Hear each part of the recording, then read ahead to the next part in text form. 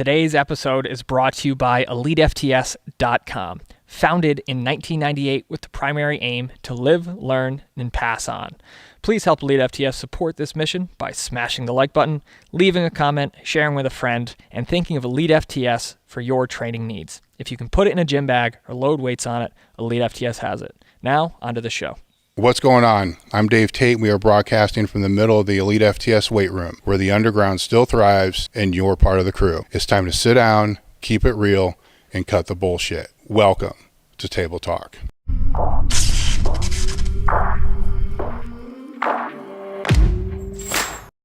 We're getting there. All right, what's going on, guys? We are live and we have no agenda. So I was kind of looking through our schedule last night and realized with other things that we have going on this week, if we're going to do this, we need to do it today. Sam was out of town and had to fly in this morning. So he's like dragging ass. We have no topics. We have nothing. I got a couple notes and that's about it. So we're going to have to rely a little bit on whatever Sam came up with on the flight here, which I have no idea what it is. Well, so I think the first thing I wanted to go into, and this is more for my own personal reasons, I want to know how training went this weekend. What was the main, what did we hit? How'd everybody do? Kind of like a little bit of a rundown, because I haven't had a chance to talk to you about it yet. Well, okay. Saturday, Bruce Mason came down, and he comes down a couple of times a year. He just wanted to work up, see where he was in briefs. He hit 1,000 or something like that. It was high. He knew it was high. And so there was that. Adam's still recovering from COVID. So I'm having him do his post-COVID recovery Post-COVID pivot. Yeah, it's a post-COVID pivot. Well, I guess it'd be interesting to talk about it a little bit, right? Because, you know, if it's COVID or, you know, say people are anti-COVID, whatever the hell they want to be. Can I say COVID without getting the fucking YouTube? Yeah, we're good. Is it okay now? Probably should have figured that out. I should have asked that, right? But if it's that or, you know, pneumonia, flu, or whatever it's going to be, and you're trying to help a lifter peak for a meet, they come back, you got to understand they're not going to be 100%. No. Some might be, you know, but you can't just assume that and say, okay, here's the planned schedule.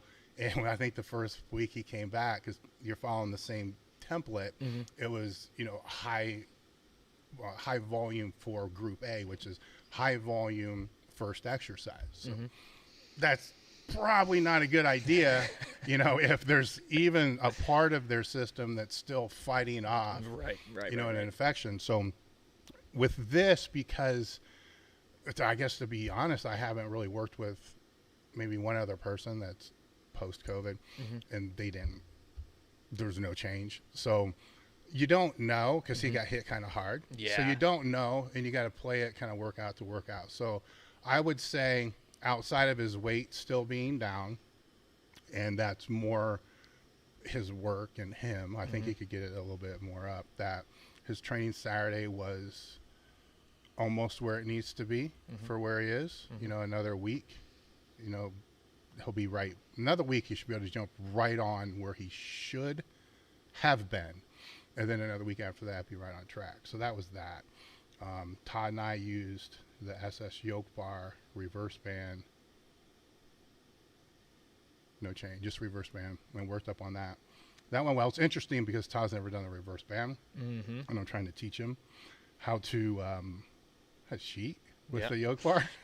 Because it's not really cheating, but if you're going to max out doing the stupid shit that I do, you have to be able to, if it's a spider bar or a yoke bar, you have to, I call it the pick, you know, out of the monolift. You need to be able to take it out of the monolift the right way. So the hips need to be a little bit more forward than if you're going to do it with a regular straight bar squat. You got to understand the pad compresses the heavier the weight gets. So the rack height gets all jacked up.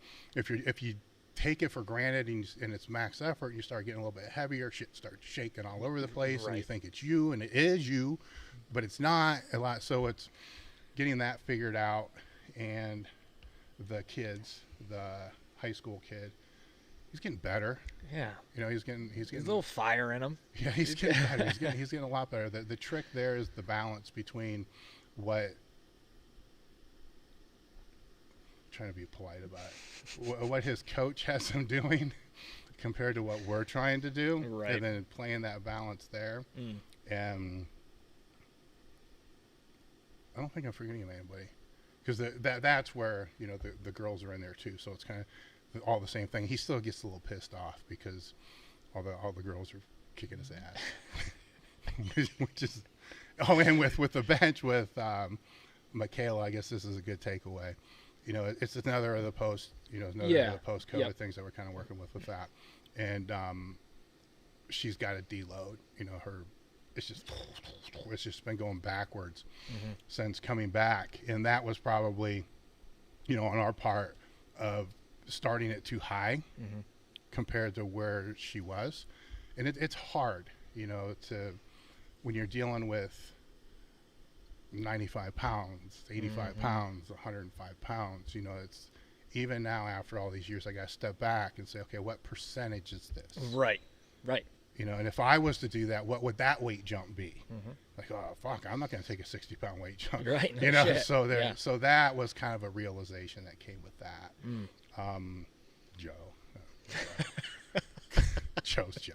Joe is we'll Joe. just leave it at that. Yeah. I'm trying to think of a funny story there, but yeah, he's all over the place. Yeah, I mean, he's still laying on the ground doing his traction, not understanding that his legs are actually not pulling anywhere.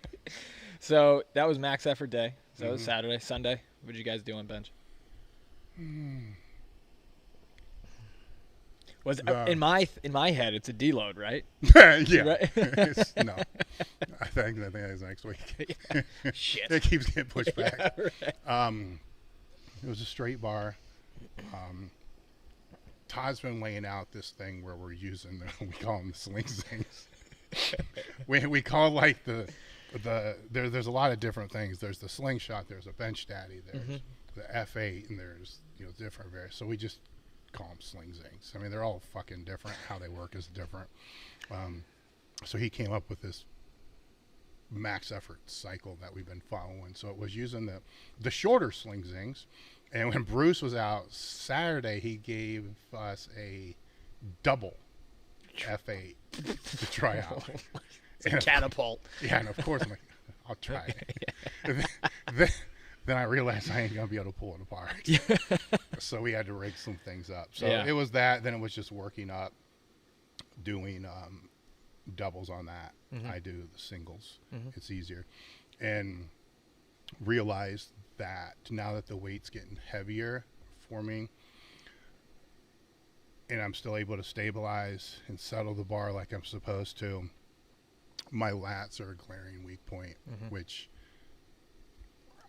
I should have known. It's like, you know, at first it was the rear delts. I always kind of know what it was. Yeah. And then the stabilizing and the way everything felt in the lats, it's like, oh, fuck. You know, then, you know, Todd was like, well, how much lat work have you been doing? I'm like, you know what? I don't want to talk about it. This is where the reality is going to hit the road, right? With people who are listening. I've been telling myself every Sunday for like 2 months now, I'm going to do my lats on Monday. I'm just going to do it on Monday. I ain't done lats on a single Monday yet. So I haven't done any lat work outside of just the stability for the squats and stuff like that. Probably 6 weeks. And now it's the weak point that's holding me back. So I can make excuses for it. I mean, the first excuse is I'm just too lazy. I should just do it during this. So I did it on Sunday because it was there. Yeah. But when all you do is use specialty bars, you know, my lats take a pounding on that, and they take a pounding for the max effort stuff there. So usually I can get by without it, but now the strength is getting a little bit stronger. So that's what it's max out. To me, that's a big part of what max effort's for. Right. Is I'm never going to compete again, but the stronger I get, it exposes, it's not technical at this point. This is a glaring, you know, fucking physical weak point, and it's pretty obvious why it's there. Yeah, absolutely. and that's what I've been running into as well, is as I start to get more and more comfortable with what we're doing. It goes from, oh, this weight felt very, very good, felt easy, it moved well, and then you just add on another few pounds, and all of a sudden you hit a fucking brick wall. Yes. It's like, holy shit, like what transpired between this weight and this weight? Yes. You're like, where the hell am I? Yeah. Right? And it's amazing to see just how quickly that, like, you have that pattern, you have how your body holds the weight, how you stabilize the weight, and you're like, everything feels good, and then it's just something just stops you dead in your tracks. Yeah, yeah. So we got Joe, right? So Yeah. he likes arms. Yeah, sure does. So, and triceps we're holding. I mean, usually on the bench, triceps are what's going to be holding you back. Yeah. And it's, I mean, no, can't do that. I got to do the lats first, So the kind of plays into the video that they just put up Saturday where you were laying out the training program. So it plays into that, what's going to be that secondary, whatever movement that's going to be in there, the weak point movement, how it plays into that, and how you don't want to play on your ego. Right. Arm pump would be really cool, but what's even more cool? Beating my PR by 20 pounds. I don't give a fuck. Not getting stapled I by don't that weight again. Fuck how big my arms look when I'm locking something out. Right. I care more about that. So. Yeah, and it's I mean, obviously having missed a week, it's going to be interesting how it feels coming back. So for our audience and people who are listening, if you had to, in the middle of a 3-week wave, 4-week wave, whatever they usually do, if something comes up and you can't train, how do you jump back to the next week? Is it like almost like a forced deload, or is it you kind of rearrange, you just kind of go business as usual? What would you say about my situation, just trying to get back into it for the next week? I think the first thing is you have to first define what the overreaching objective is, right? So, because a lot of things play into that, right? So, So use Adam as an example, who we talked about. His number one priority, or very close to number one, is the next meet he's training for. Right. So it's a different type of conversation there.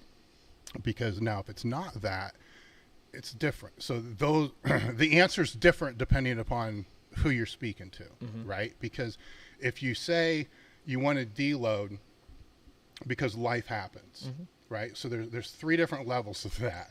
There's the person that's just going to say, fuck it, and just, it's the training and it's 100%. And that's how I was a long time ago. So we'll go back to one of the past podcasts where I talked about, everybody's got different versions of what all in is. Mine's a lot different than what a lot of other people are. Cause when I see that, I see, okay, what am I willing to lose around the rest of my life because of this? Right. So there's that. Now that person is going to need to have deloads probably structured into the training, because it's going to be like, fuck it, I'm going in. Right. So he hasn't missed a day except for when he was infectious, and he felt like total shit. But given the choice, he still sent me a text. Yeah. Can I come in? And it's like, even, I swear to God, holy shit. And so I don't need to be around anybody else. He's got a key and stuff. I'm like, no, man, your body needs to do this, right? Yeah. So there's that person that you better have things structured into it, which is why it's all kind of laid out. Then there's the other person that life happens, here and there, and then life actually ends up becoming the deload. Like, so it is, you just go right back into the process. Right. Doesn't matter. Just right back in. Shouldn't make any difference.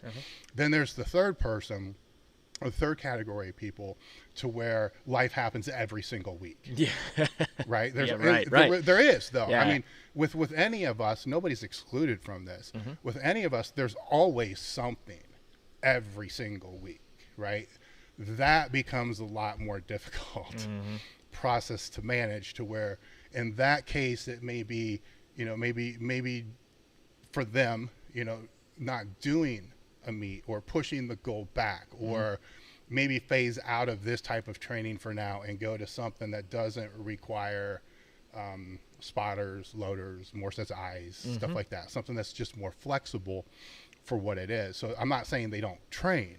Sure. It just becoms, you asked a global question, so I'm trying to give a global answer to everybody that's 100%. Listening, because it doesn't, like I said, it doesn't matter. There's work can get in the way, fight with a significant other can fuck your all head up, or you got to go out of town for this, or, there's always something, right? And so there's no real good way to answer it, because at some point, if you're training for something with purpose, at some point the person needs to learn how to say no, right? And then on the far end extreme of that, the person that's always saying no needs to be comfortable with the fact that they're always saying no, and a lot of people are going to end up not liking them for that. Right.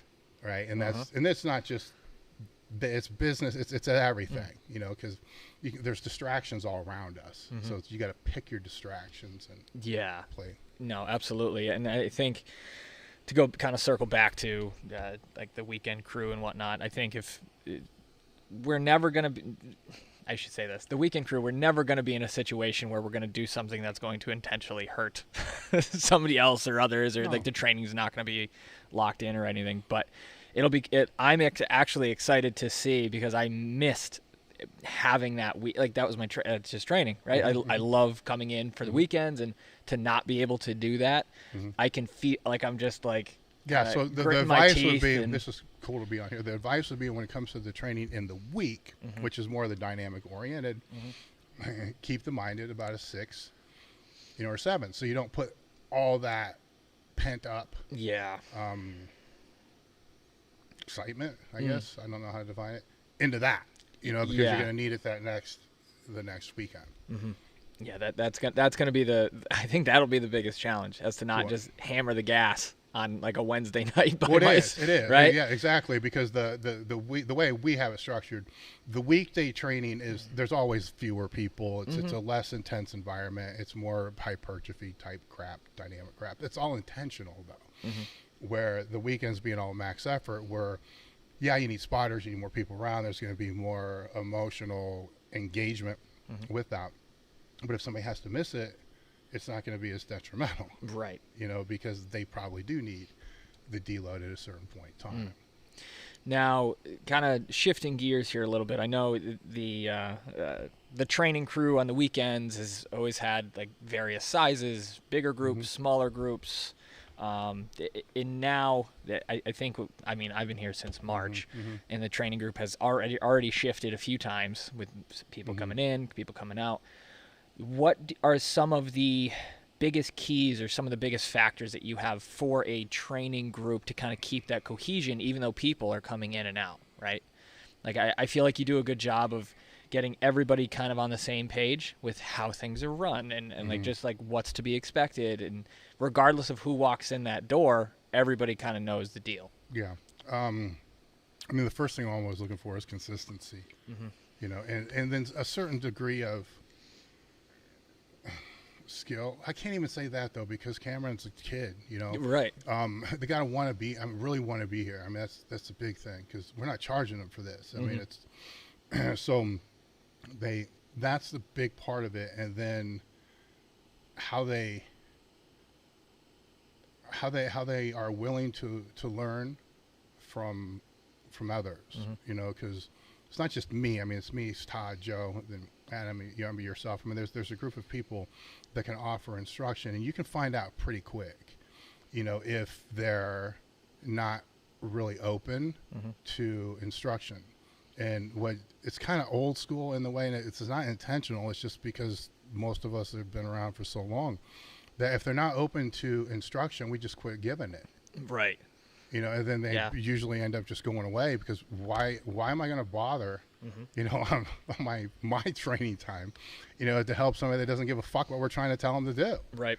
You know, and that happens a lot. It happens way more than what people think it happens. And because, you know, I don't owe them fucking anything. So that would be the first thing there. It's not easy to get in. I mean, that's the other thing.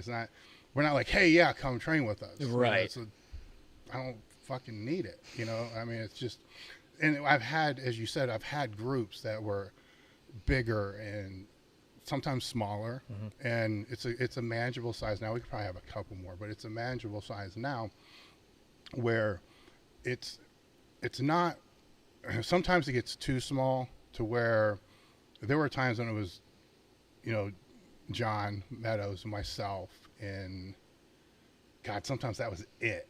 You know, so some weekend it would just be us. The next weekend there would be 15 people. You know, and so then what I would run into is somebody would want to come out and start training. And I'm like, let's say they want to come visit. So we have a customer from somewhere that, you know, outfitted his gym with us. They would come, and I don't know what to tell them. Right. It's like, well, there might be somebody there, or there might not. Yeah. You know, I don't know. I can't really tell you for sure. Or on the other end, we would have sponsors that would come out to take weight, you know, and it's like, well, you can come out, but you probably need to bring a few guys with you because there's a good chance you're going to come out here and it's just going to be me. That's when it's too little. When it's too many is when the drama starts, you know, and it's not, drama is probably a bad word, but when this person doesn't want to spot this person because they don't like this person, or this person doesn't like that, then anybody that's been in a gym environment knows where I'm going with this. It's not new. It's just part of the whole thing. This person wants this person thrown out. This person wants this person thrown out. Then when you step back and look, everybody wants everybody else thrown out. You know, it's like, well, obviously this isn't going in the right direction. Right. So it's time to, you know, let it, you know, filter out. And so I try to keep, if I can, one very serious competitive lifter at all times, because it's like the project, right? Because I still like to experiment with things. I like to troubleshoot with things. I like them to be experienced enough to be able to challenge and give better ideas back, because that's when the good stuff happens. When you get people that have been in the sport, say they're on the ass end of their career, the 5-6 years left, whatever it is, they're kind of at the top of their game, but I know they still have more, you know, more than what they think. You know, I can see it. You know, if this is fixed, this is fixed, this is, and he's not that fucked up. You know, I like that, because then I've always said when you study this stuff over the long term, even for yourself, you study this stuff long enough to know where I'm going with this. You learn so much.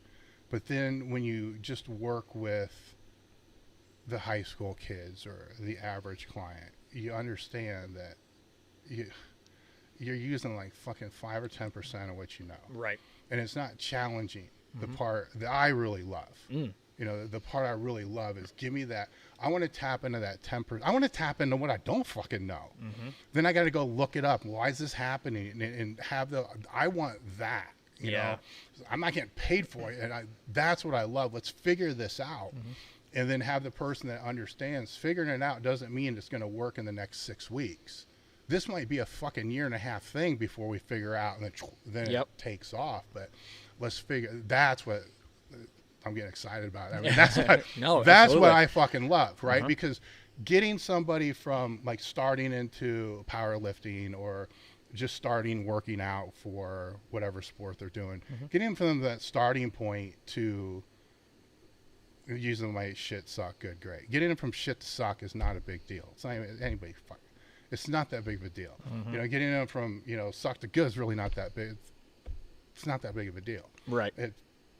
Granted, at that point, you're gonna have to know probably more about what you're doing. Where the first step, you know, any trainer can take anybody from there. That bores me. I mean, I like it, I'll do it, and I'll always do it. Somebody did it for me, you know, and it changed my life, you know. So that's the other thing with those, that the high school kids or the younger ones is they're young, they're teenagers, or they're in their lower 20s. They're never going to tell you what they're going through. No. Right? So you don't know what this is actually doing or not doing for their esteem, for their life, for what's going to happen in the future, and all those kind of. It changed me for good or bad. You know, who the fuck knows at this point? But you know, so there's that. I can ramble on about this forever, but that's kind of what I look for. It's just, it's hard to find. Yeah. And that's what I've been noticing as well, is coming in with a coaching background of athletes and whatnot, to be able to see, like, you working with Adam, or you working with any of the seriously high-end competitors, in the conversations you're having, and I'm like, ooh, I didn't see that. And then I get excited. I'm like, I'm gonna watch the fuck out of that. Like, I'm gonna see where this is going. Or I'll just ask questions. I'm like, what's going on over here? What do we got here? Oh, did you see this thing too? Okay. And it just turns into, like you had said, it's that the portion of the knowledge and information that you don't get to touch on. Yeah. And it turns into like this puzzle. It's like, oh shit. It's a huge puzzle though. I mean, you know, it's not. At face value, say when we do the train your ass off thing, is when we do that, that's kind of like this 50-piece puzzle.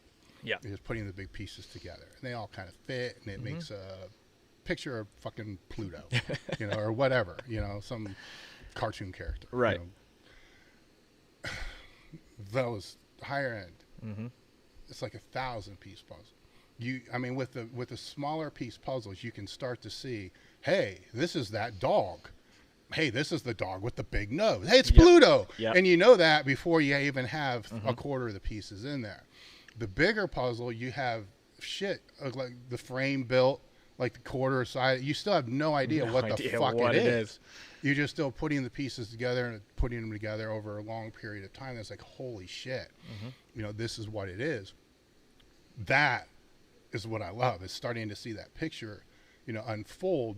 But the tricky part, it's a fucked up analogy I just started to go down to, is you're not the one putting the pieces on the puzzle. You're trying to have somebody else put them there, which is the person that you're working with. Right. You know, so that becomes the fun part, because you got to figure out how they communicate. You got to figure out, you know, where are they bullshitting you? What do they typically bullshit? What do they don't bullshit? When are they overly honest? When are they, you got to figure all this out, you know, and that takes time too. And that can't happen with a person that shows up once a month. Right. You just can't. Absolutely. And I like the puzzle analogy there, because it's, the more I think about it, the more that's accurate, because you're in a position where it's like you're guiding someone to build this 1,000-piece puzzle through the phone. You know, when you're first starting out, it's like you don't really know, like you had said, you don't know their personality type. You don't really know how they learned. You don't really know what they respond to. And it's like, how do we gain more information about where we're starting this puzzle together? Yes. You know? But when they're beginner though and intermediate, you can do that. Yeah. Right? Because there's fucking 10 pieces. You know, so count the pieces. Do you have all 10? Right. You know what I'm saying? Right. Do you have the box? Is there a cover of it? You know, so it's easier to guide, you know, but what happens over a period of time, the more experience and so forth, they lose the cover of the box. I mean, all this other stuff starts to go away.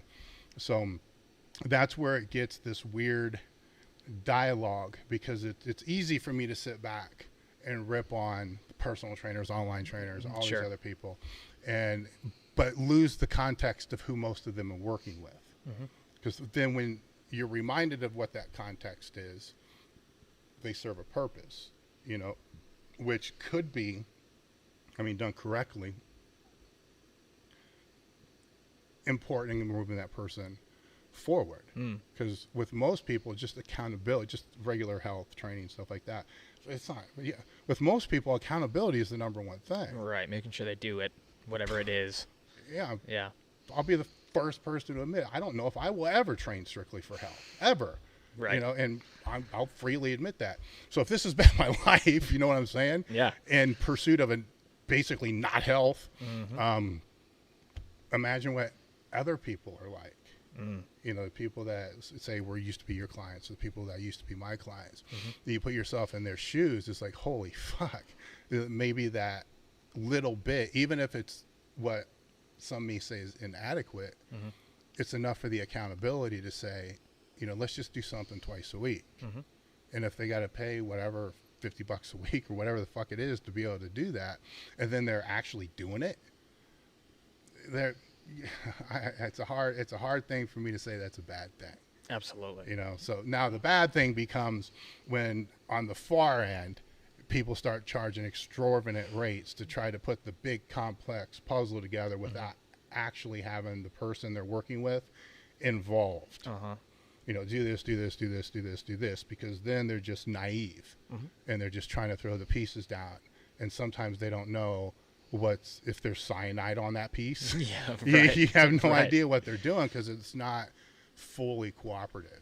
And, you know, I think for everybody listening, I think it's an important thing to kind of talk about is when you're dealing with a higher end lifter who's dealing with the weights that they'll put on their backs or put in their hands, it's not just reps and sets. Like, you have to think about the literal tissue tolerances of everything that's going on, because there's a razor's edge of that fatigue, right? You want to fatigue them enough to get the adaptation you're looking for, but you don't want to fatigue them too much and blow something off of their body, which is a very real possibility.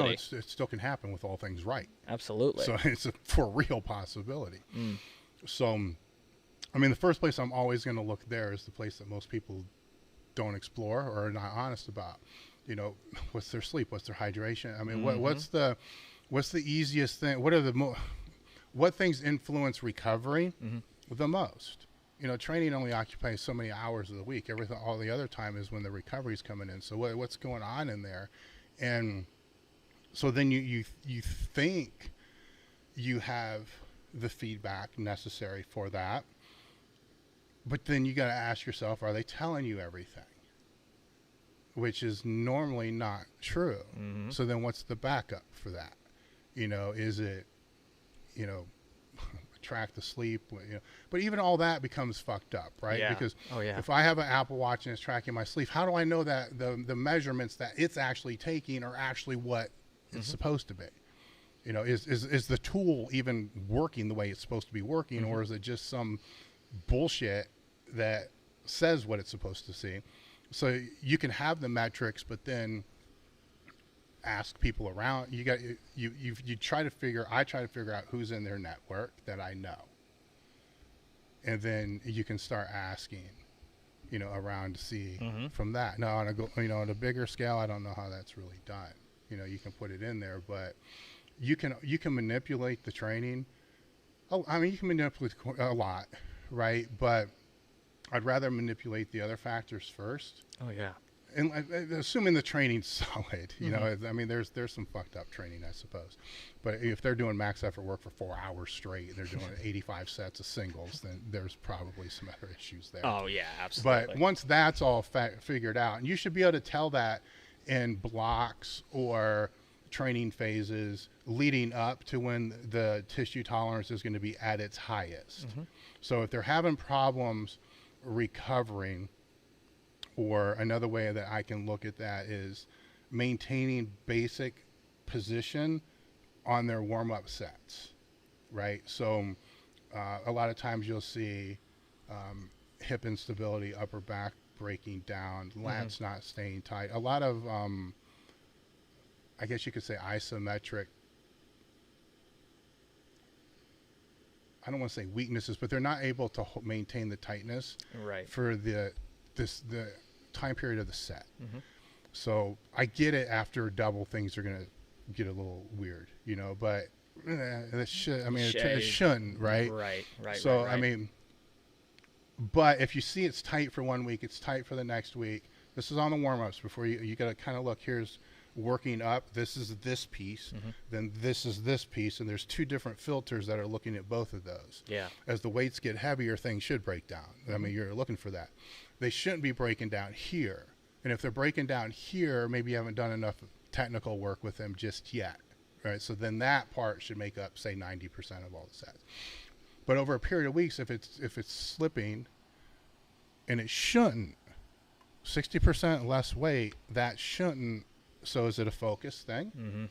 Okay, so then you just cue, you know, talk to them, say, but even if it's a focus thing, you got to think to yourself, why is the focus not there? What else is going on? What are they thinking about? Right, you got to follow that rabbit hole down a little bit. Yeah. Were they out too late last night? Where, you know, they're fighting with their significant other? You know, what's going on here? Yeah. You don't need to ask, but you got to understand it's just not that. That can lead to, okay, this shouldn't be happening, because obviously it can't be a muscular weak. I suppose it could, but it really is not going to be a muscular weak. It's a technical weak. There's a mental thing going on. So the mental thing going on, is just get their head out of their ass. You know, that's pretty easy, you know, to figure out for a day. You know, okay, they gotta get their head out of their ass.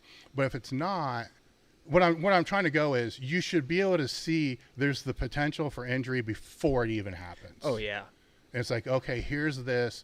Now, is this a deload? Is this, you know, then you start asking those questions. What's your hydration? What's this? What's this? What's this?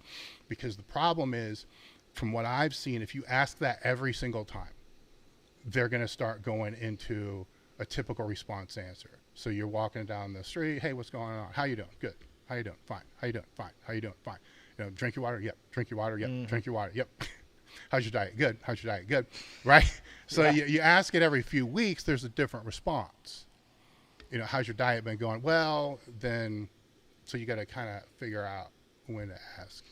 And it's good because those questions, I mean, obviously the nutrition, the sleep, the hydration, very, very important. But if they get used to providing you with real answers to those simple questions, they can really start to focus in on how things are feeling in the gym when they're training with you, right? Yes. Like most of the time, and I'm sure there are definitely freak accidents when it comes to injuries and whatnot in the gym, but a lot of the times it's like, that didn't feel the same. That felt different. Mm-hmm. And then it's usually like the next set or like the next week or something. Like there's communication opportunities within those training sessions. So if you can get into that position where you're having those real conversations about the little things, then that helps kind of build up to have better conversations like in the session or from training session to training session or whatnot. So yes, and I've kind of found over the years that I like to have, well, you've seen this extended warm-up time, I guess is what you would call it. We're in the gym for a while before we start. Yeah.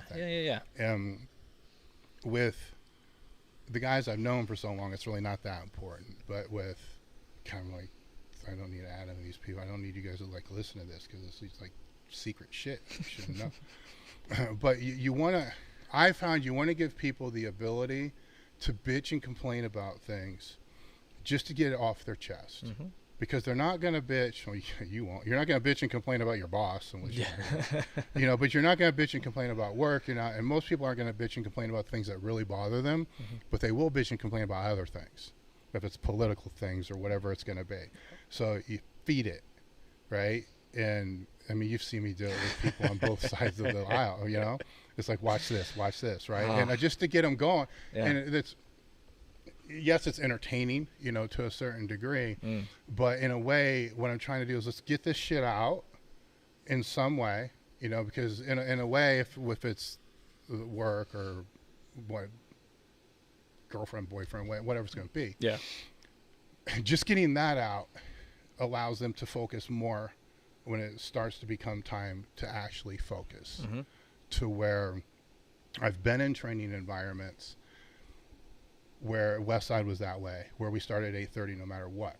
And I can say it's optimal, but it's very, very hard to duplicate, right? Because you had to toe the line when I was there. You got thrown out if you weren't.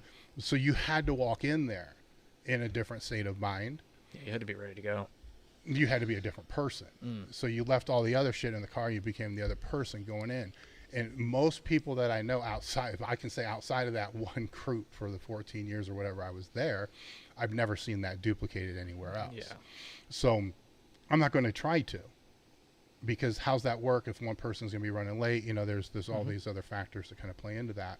So I try to find a different way, to be able to get that so we can leave it outside, because especially when it's heavy, when it's strength oriented work like powerlifting, or when the other athletes come out, it's strength work. I mean, there's sport specific work, but that's kind of later. It's still strength work because they're not strong. Right. Exactly. So we need to get them strong. There's longer rest periods. So when you're dealing with rest periods that can be 3, 5, 6, 7, 8 minutes, you kind of want all that other shit out. So then those rest periods are spent focusing. Right. Where in other training groups, I've seen those rest periods spent bitching about the things that should have been bitched about before they came in, before they started training.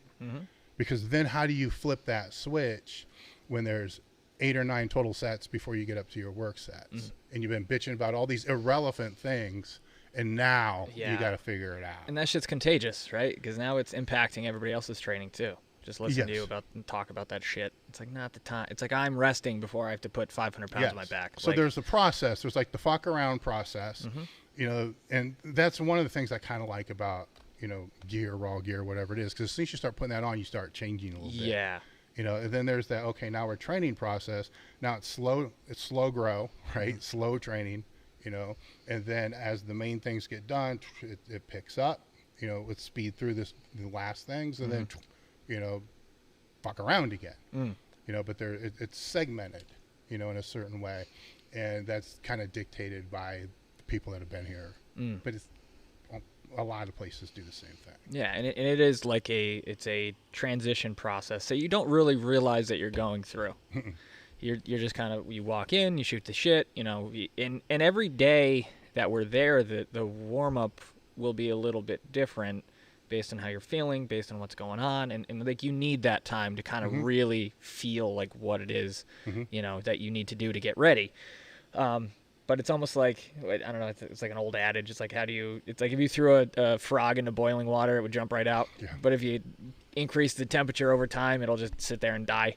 Right? So that's kind of like the same. What's happening here is it's like this slow increase of intensity over the first 30, 40 minutes, whatever it is. It's like from the point you walk into the door to the point where shit starts to get heavy. You don't even realize the shift that you kind of went through. And it's like, oh shit, like we're now training. Like we're in it. We're in it. So once those are the max effort days. So once those max effort sets hit, you don't even know that you're ready, but you're ready. Yeah. Oh yeah. So when those lifts come, there's really nothing else in your head except that. Yeah. Or what the fuck did I do wrong? Or what do I need to do this time? Right. And so then the suggestions and they sink in better, because everything else has been freed, I guess, in some psychological fucked up way. No, it's true. And it's weird to just to see it from that perspective too. And a lot of people in whatever training they do is they may have an X amount of time, and maybe they have an hour to train, and their warm up is the same thing, 7 to 14 minutes of this, that, whatever it may be.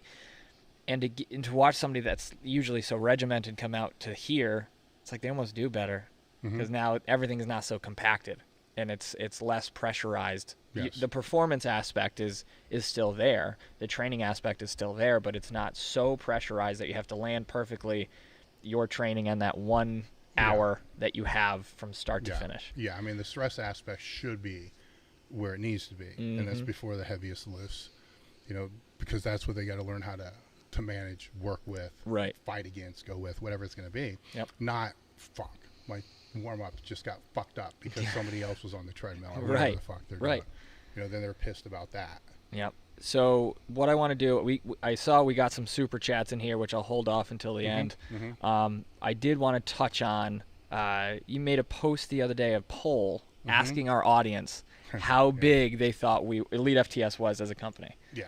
How many employees? Yeah.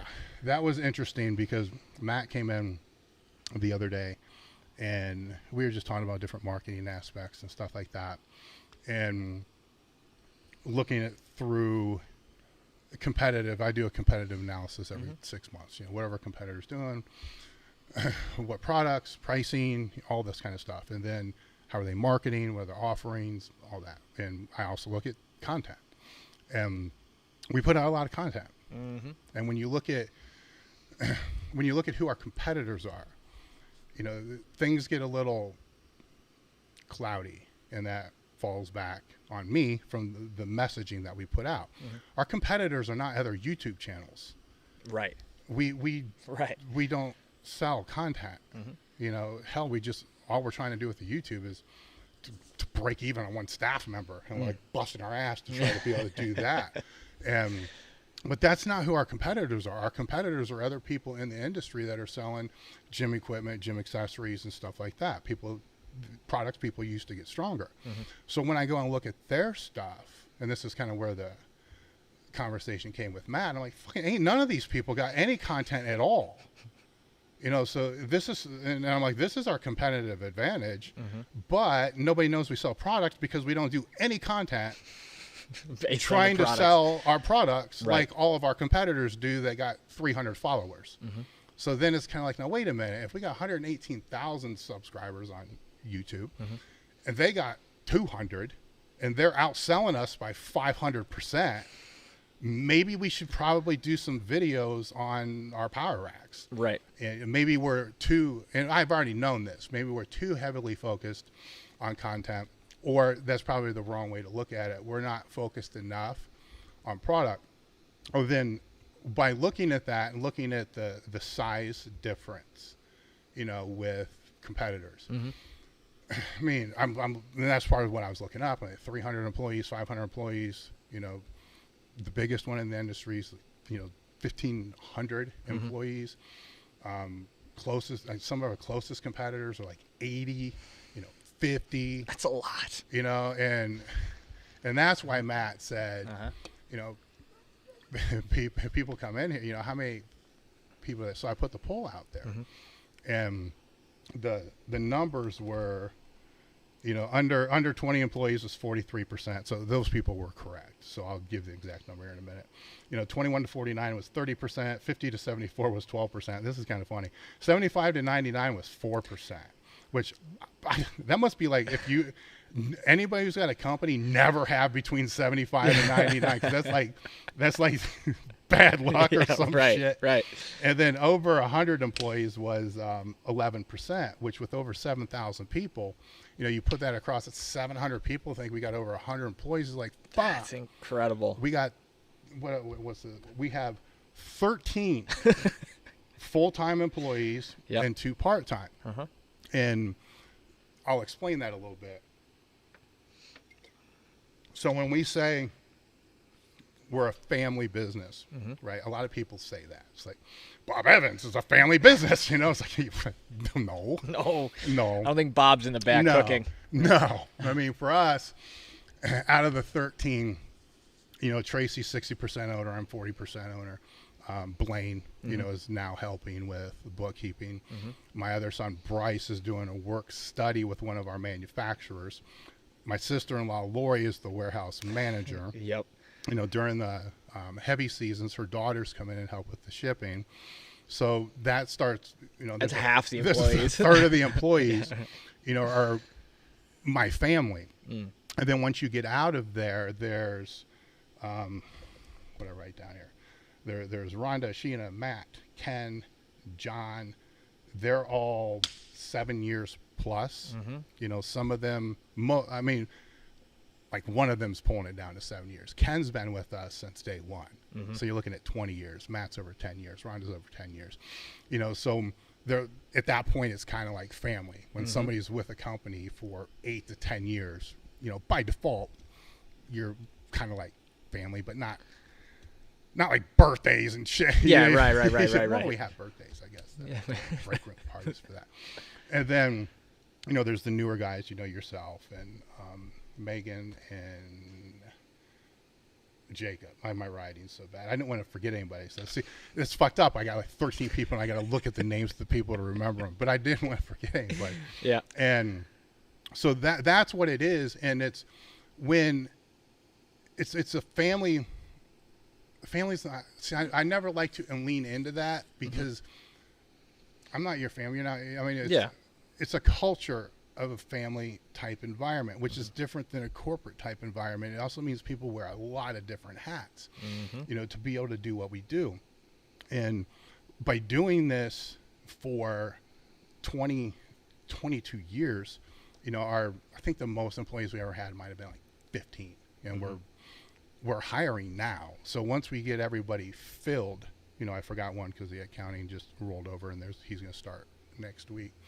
So when we get where we're supposed to be, because then we'll have 3 extras. So what's that?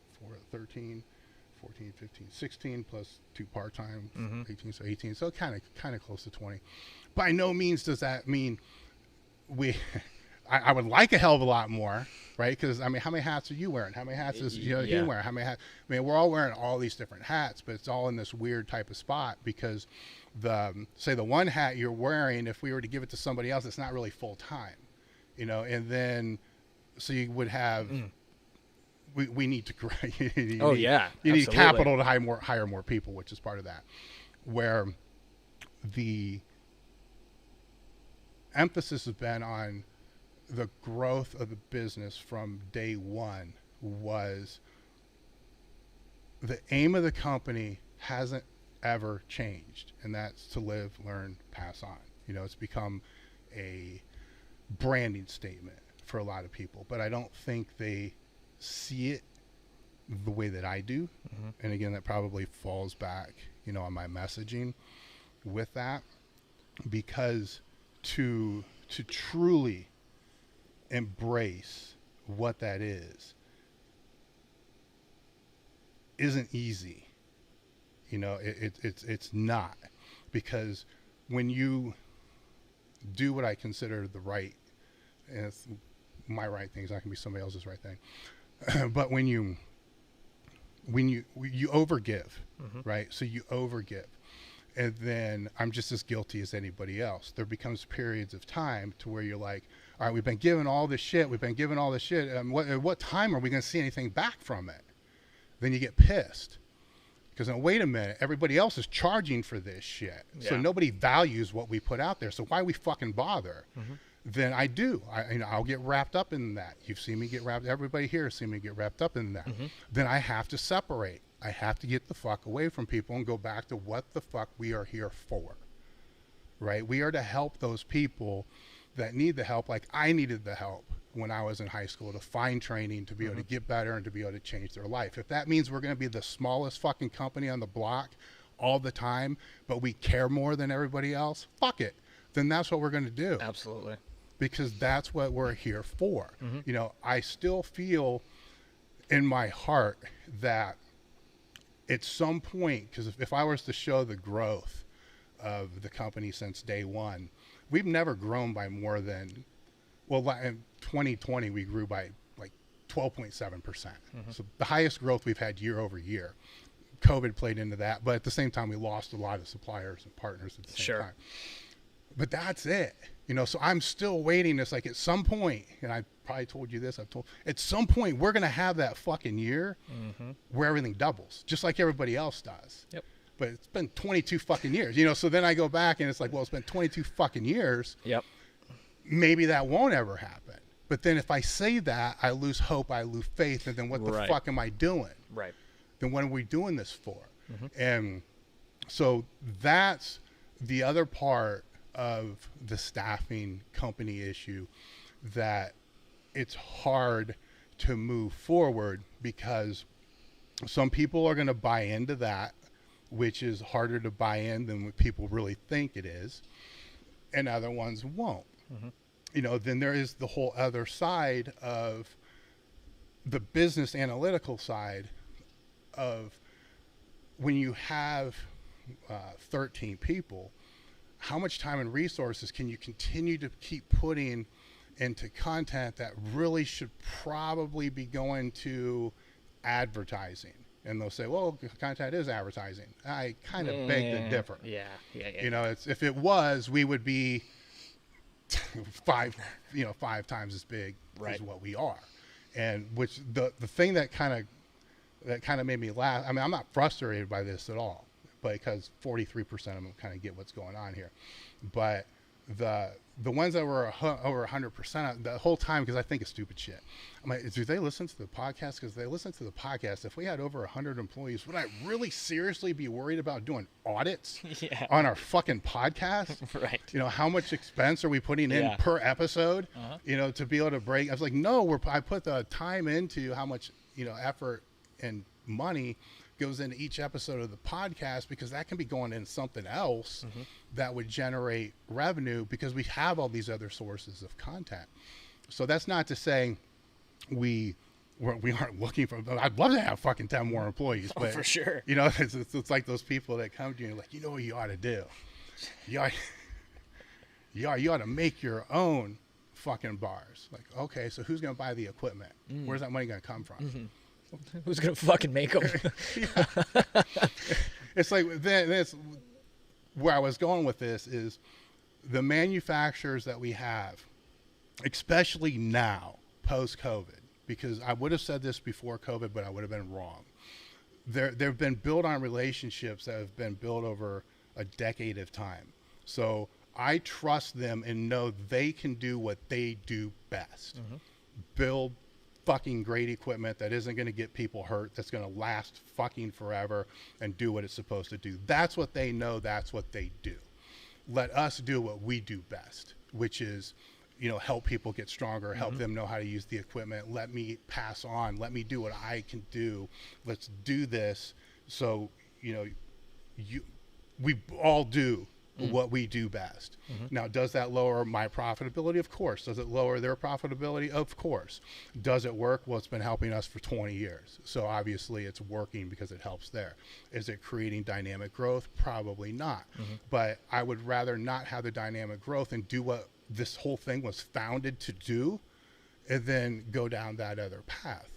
And so those relationships, and we got a handful of manufacturers now that I couldn't ask for a better relationship, you know, with that, you know, and I hope they say the same, and I'm sure they do, because we've had it, oh shit, you know, I mean, last year was crazy, but even before that, when you go through all this adversity and all this, you know, different things with different manufacturers over a period of time, you start to realize, you know, you depend on them, they depend on you, and then there's nothing that we can't figure out. And then that's kind of where it goes from there. Now, the ones that were a little iffy, you know, they're the ones that bolted and went direct to market in 2020, which is fine. You know, I'm not going to bitch about that, because had I known that, I wouldn't have been partners with them in the first place. Right. You know, because we are a core small family type business, and that's who I want to do business with. You know, I don't want to do business with these fucking Goliaths that treat their people like shit, and they're not putting out any content to help people. They just want to sell tons and tons and tons of shit. It's fine. I understand that. I understand why people buy it. It's cheaper. I get it. I understand it. That ain't going to be me. You know, there's got to be core values in what we do. And so that's kind of my rant, you know. No, I like it. I mean, it's to be on this end of things, and like you said, we all wear plenty of different hats on a daily basis. You're doing all sorts of shit, from posting on Instagram to doing all these deep dives in terms of like suppliers and competition and whatnot. And then it's like I'm like looking around the office, and it's like I'm doing like the other day I did an install with Matt. Yeah. We just went up and helped the high school set up their new weight room, and it's like I think people get lost in, I mean, and it's a positive.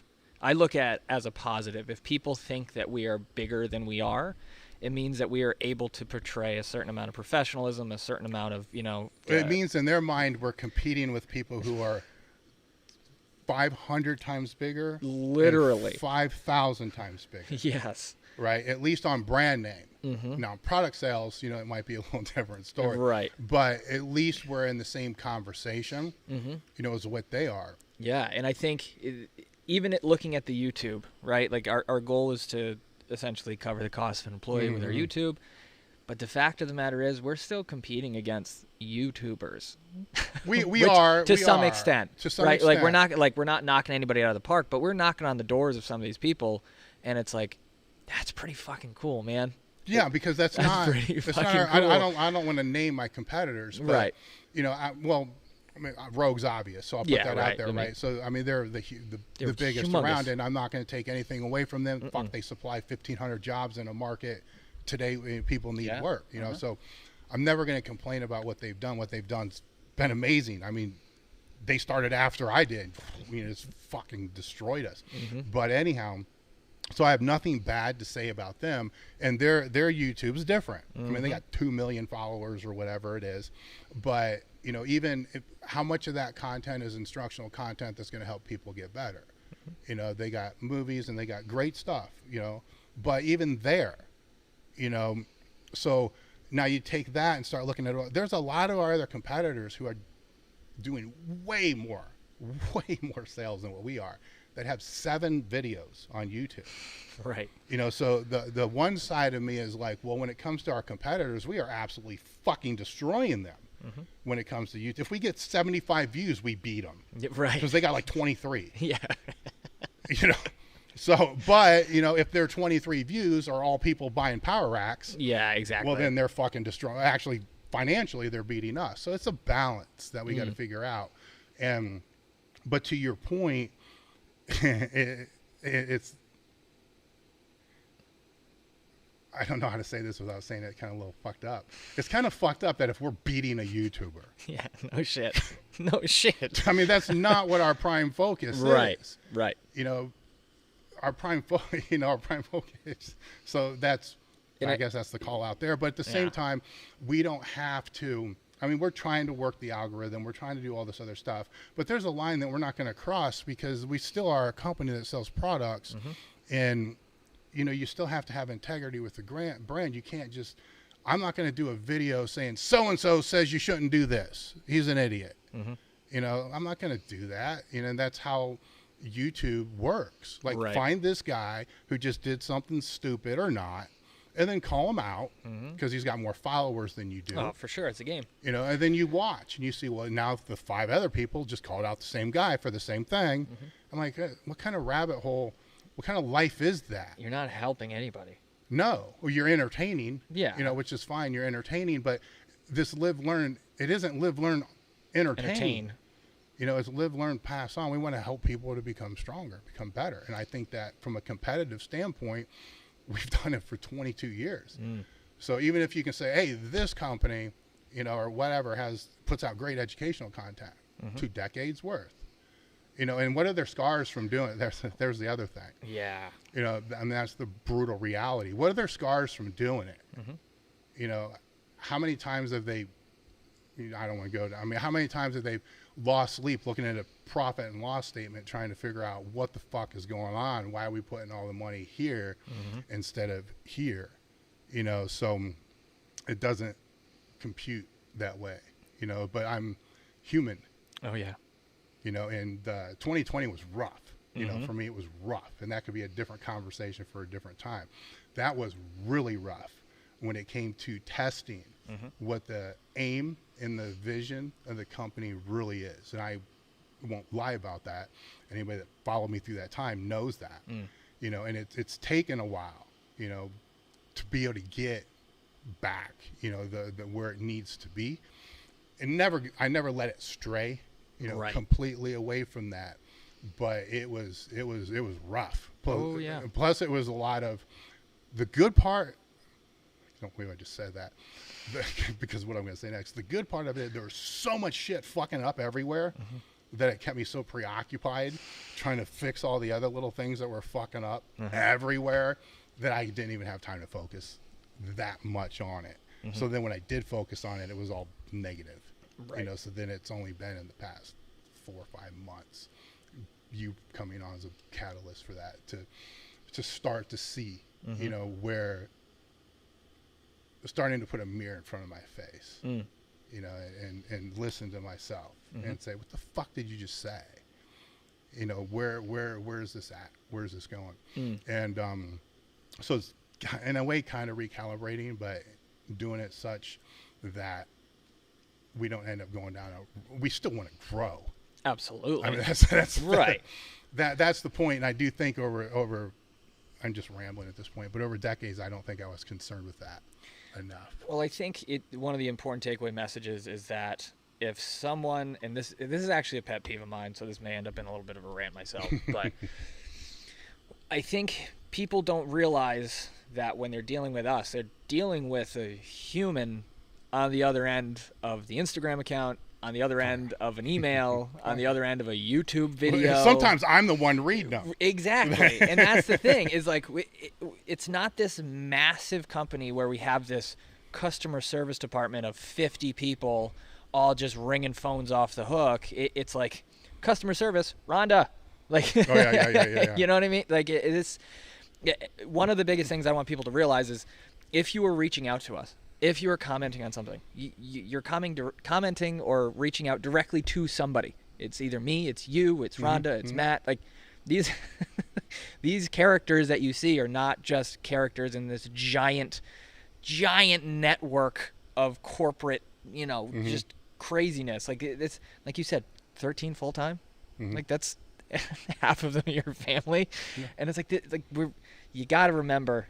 And that's it's a positive for us as well, is you're going to get your question answered by someone in the building that knows what the hell they're doing, that can help you get better, right? Like I'll still get emails or messages like, oh, what about this exercise? How does this look? And I'll take the time and I will answer those, and I will help them with a program. I'll help them, you know, point them in a direction of an article or something that's already on the site. But I really want people to realize that they're not just talking to the ether. Oh yeah. They're not just talking to this. It's like the company, like the company's people. It's made of people who give a shit. Well, people that have lives too. Yeah. I mean, that's the other thing too is, outside in Tracy and I mean, I work all the time. I clocked in 1998. Right. So I still haven't clocked out. Right. But that comes with owning a company, and Tracy's the same way. She's doing 3 different jobs right now. So that's just what it is. But customer service, it's 9 to 5. So if they're getting a reply from Rhonda, it's because she's doing this at home and it's after 5, but they get pissed.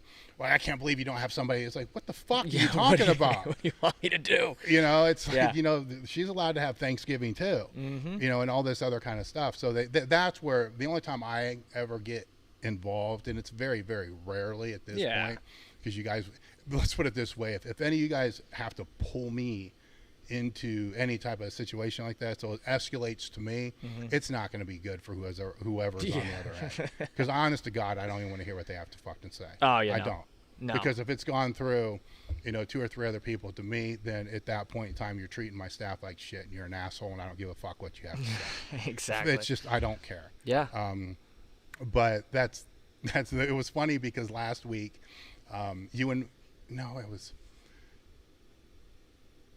Jacob was sick, and Matt came in for some reason, and no, you were out. Jacob was sick. Matt come in, and he's like, "The fuck," because Megan was out. Yeah.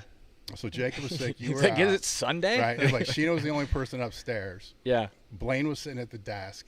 Accounting is in transition. Yeah. And so Matt come walking back, and he's like fucking 4 people here. That's what started this conversation. Yeah. Do people realize that, if people are calling off sick or they're out of the office, there's like 5 people here? Yeah. And I'm like, no, they don't realize that. Yeah, no. And no. So that's when it was like, I bet they think we have hundreds of people. Oh, yeah. And it's Definitely not the case. Definitely not the case. So did you want to jump into some of these super chats that we got? All right. So the first one is from Brandon Griffith. Thanks for all the great work and time you guys put in on the website and YouTube. What are your views regarding doing your max effort and dynamic effort days over 2 weeks? Kind of Chad would mention that when he was out here doing his 14-day. I think any training structure is possible. My default answer to that is you're out of shape and you're not recovering as you should. So a big part of Chad's thing with that was sleep, recovery. Personally, I have a hard time believing that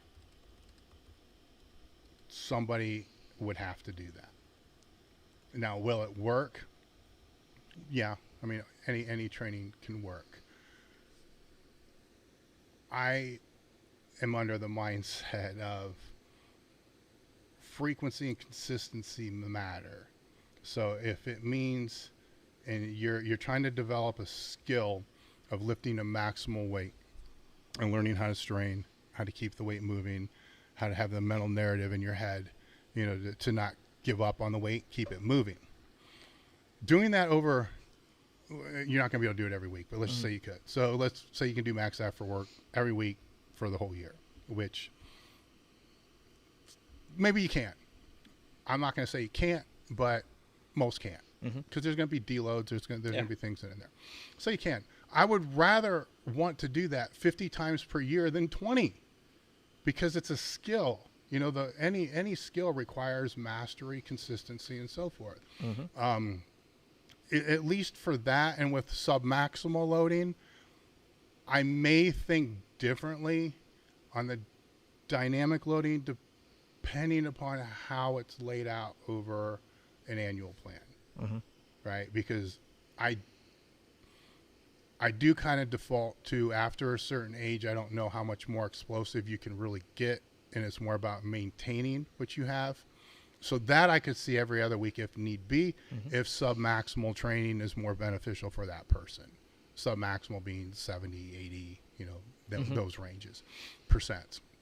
So, no, I'll just leave it there. Beautiful. Next one that we got is from Basement Brandon, another Rhode Island native. No question, just want to say thanks for all the great content over the years. Brandon. Appreciate it. Awesome, man. That's great. Big old $50 super chat there. Thank you, Brandon. I appreciate that. Now, next one is from Brandon J. Does he still have a gym in his basement, or is he I think evolved to the garage yet? He was garage, and now he's back to basement. So, Brandon, what's going to happen if you have to go to the garage? He did. I know. Did he change his name? No, What, no, he was basement fighting garage? it the whole time. He was in the garage only using 35-pound plates, and that was it. Only the predicament an entrepreneur has to think about. Yeah. Fuck, I got to change my name. No, rebrand. I can't have a shed. yeah, that'd be good. Shed Brandon. That's a big seller. Next one is from Brandon J. I've noticed a recent surge of bicep tears amongst athletes and influencers this past year. How would you go about recovery as a powerlifter of a biceps tear? That's one thing I've never torn. So I'm going to answer it, then I'm going to let you answer it, okay? Because I got a meathead answer to it. Mm-hmm. I would never get it repaired because it's a thing, and that's all the people that I, came up with, trained with that tore their biceps. I think 1 out of 15 ever got it repaired. So, yeah. So coming back from it's faster if you don't repair it. And they all deadlift. I mean, it didn't hurt any of their strength. Now they weren't bodybuilders, they weren't posing, and so forth. So that would be my default answer on that. Why it's happening more now than in the past, I don't know if that's necessarily true. I think it's more anecdotal because you're seeing it now more. It's being filmed more. So I don't know if I necessarily buy that. Like pec tears, I think are probably still happening. It's pretty close to the same rate. It's just now it's not as seen as much. Right. So I'll let you. Yeah, I mean, I agree. I mean, I think that figuring out, obviously, how it happened in the first place. Like we had Joey Zatzmer down here, and he was doing the stupidest preacher curl thing, and he ended up tearing it on camera, right? So I think, I like you had said, I don't think there's a greater amount happening in the world. I think it is being filmed more, being documented more, and being talked about more as a means of also getting more views on YouTube. Right? Yeah, and I mean, I guess the good thing with it is I remember Steve Wilson was a prominent 242, I believe, 220 powerlifter years ago, and he ended up tearing both of his biceps, and he I don't want to say documented it, but he had stories about it in Powerlifting USA, how he came back, and that was kind of cool to see though, because he was a world champion, and here's what he did, and I appreciate that kind of information. So with Joey and say these influencers that are actually doing this, to be able to document what they did, it's going to help people, because they're going to eventually, not everybody, but there's going to be other people that are going to do it. I wish I would have done a little better job with my first hip replacement from the YouTube standpoint. Sure. Now on my training log, I did it, as best I could, from that, because the amount of questions that if he didn't do anything, we're going to be through the roof from people that he doesn't even know. Because I still get questions now. What do you do for your pec tear? What do you do for this? And I got 10 fucking articles on this. I mean, I'm going to rip on people here a little bit. I love it when I said I Googled, all your information to figure out how to, recover from a pec tear. I couldn't find anything. So how would you do it? So then I go to Google. And then I Google it, and I send them the Google search. It's like, come on. So let me just Google that for you. Yeah. So I think it's good that they are documenting it, putting it out there. Yeah. Just take it with a grain of salt. Hopefully he is. I know from talking to him, he's working with somebody that knows what they're doing. So it'll be good for people to see that, because I think a lot of people are going to be like, some may still be like I would have been like, fuck, it's torn, keep going. Because it's literally like a week off if you don't do anything. It's not. Right. Now in strongman, it's definitely gonna make a difference. For certain. In powerlifting, it's probably not. But there's gonna be other people that, from what I've seen, are gonna rush their comeback, and make things worse for rotator cuff, pec, anything. A bicepial tendon's got a lot of shit going on. You get up into the shoulder cap, so there's a lot of things going on. So they're going to make it worse upstream, right? So upstream, not downstream. Fingers, it's downstream. Right. You know, without knowing it. And while I'm all for people rushing an injury comeback, if it's a super, super important meet, no, we're talking, I just went from like this many people to like teeny 4. tiny. Yeah, right. Right. I'm all for that because they understand what the risk is. I'm not all for the other 99% saying I'm going to do what he did because I can't be out of the gym for 2 weeks. You know, that's where I think Joey and some of those people today can fill that gap. Because normally the only thing people used to see is what that 1% did to be able to get back fast. Because that's what everybody wants. But that's not what they need. Right. So we got another one from Rob the trainer here. Interesting request. Milk Fund money. How do we get Sam Brown to do the gallon challenge and have it live streamed? I'm going to answer this. I'm not going to let him do it. Yeah. Thank you. Yeah. I've seen people have too many intestinal problems and shit like that. So it's not worth somebody doing something stupid like that to fuck up a month of training or more. Oh yeah. No, I appreciate that. So next one from Fister. Broccoli. Yeah. Fisterpislols for the Milk Monster Nacho Ammonia Fleshlight TP What was that Fund. name? Fisterpislols. It's pretty good. Oh my God. Every time he does it, I read it out loud and I laugh. Also, tell me he wants you to pick his next max effort upper and lower exercises. What's he training for? That's all he says. Well, Fisterpislols. So he's Fisterpislols, training for Pornhub. Yeah. Okay, so we got his next max effort. What was it? Also, Upper? tell me what exercises to do for my next max effort upper and lower. Okay, I'm going to assume that he doesn't have access to a full gym. So I'm going to keep it easy. Let's say max effort upper. Go with I want to try to come up with something a little bit different than what he would normally do. Find something that will compress a little bit that's about the same thickness as a 3-board. So what we sell, I think I call it the man pond. But it's a board with foam on it. But it doesn't have to be that. It can be like a couch throw pillow that you fold in half and then duct tape it. So it will compress about halfway and then press off. So do that as your max effort exercise. As you come down, don't let it bottom out. So let it come down, statically hold, then press out. So don't let it come down all the way until it collapses, then press out. So there's the upper body. So a pillow press. I don't know. Pillow press. There you go. Or I could sell the product and say, maybe we still call it the man pond. That's probably not politically correct. It's probably not. Anyhow, there's that. Lower body. Got to assume there's no specialty bars. Go with a high bar. No, I'm going to be more creative than this. I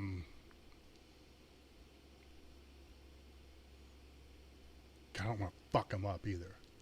So I got to assume he's a beginner. Fuck it. High bar, low box squat. So take whatever box that you feel is parallel. Take whatever box is 90 degrees parallel with the knee and hip. So not judging powerlifting standards, just 90 degree hip and knee. And then go about 10 degrees, 3-4 inches lower than that. Go about 3 or 4 inches lower than that. Close stance, high bar. There you go. There it is. Don't let your back round like crazy in the bottom. If you go to sit down and your back starts rounding or you start butt winking, then bring the box up or change your foot position. Butt winks not allowed. All right, you heard him. All right, next one from Rad Alexander. What are some good ways to build conditioning GPP when you train in a commercial gym and don't have access to prowlers, sleds, etc.? Fucking bike, treadmill, elliptical, fucking rower, Jacob's ladder. Jacob's ladder, Burpee? No. No, we don't need to go there. We don't need to go metabolic conditioning. Okay, so I get where he's going. He wants to do something that's not going to be as boring as fuck, right? So when I do my weekly cardio, which is maybe twice a week, I have what I'm looking at right now. So the treadmill, bike, the stupid upper body thing, I don't know what to call it, concept rower.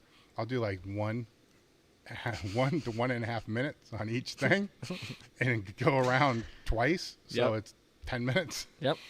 And that's it. So there's that too. So you have all the different things. So I'm not telling you to sprint on it. I'm not telling you to do all that. But if it drives you crazy just to sit in one place and do the same thing, you can go that way. You can also just fucking walk. I mean, it's general physical preparedness. So if these things that I'm talking about are very easy for you, and say you do it all the time, it's just, then yeah, you're going to want to take it up a little bit, do something a little bit more challenging. But what I'm seeing is two things going on.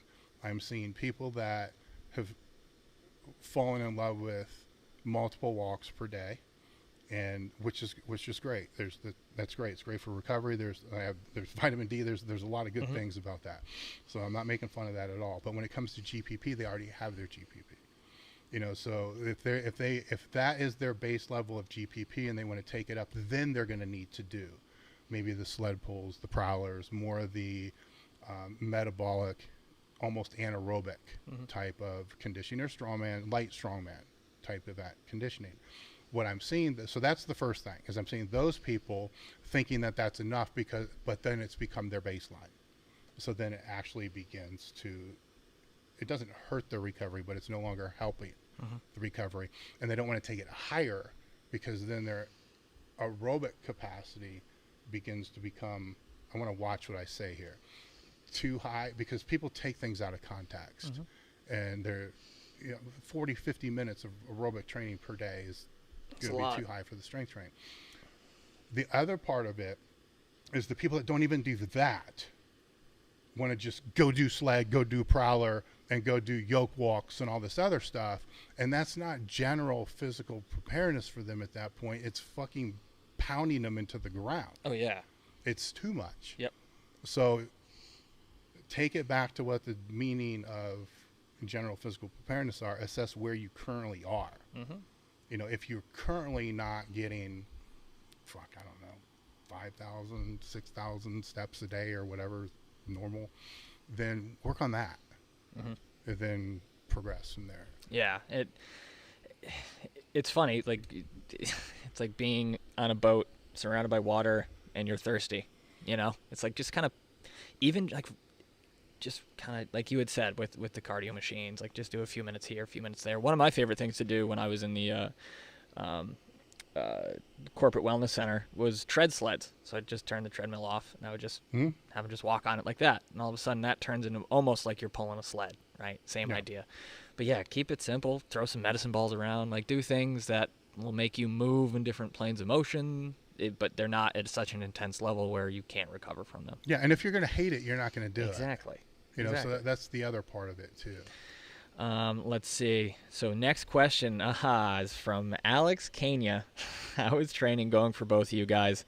Is Dave running Sam's training these days? Also, how do I get shorter arms? Cut your hands off. Yeah.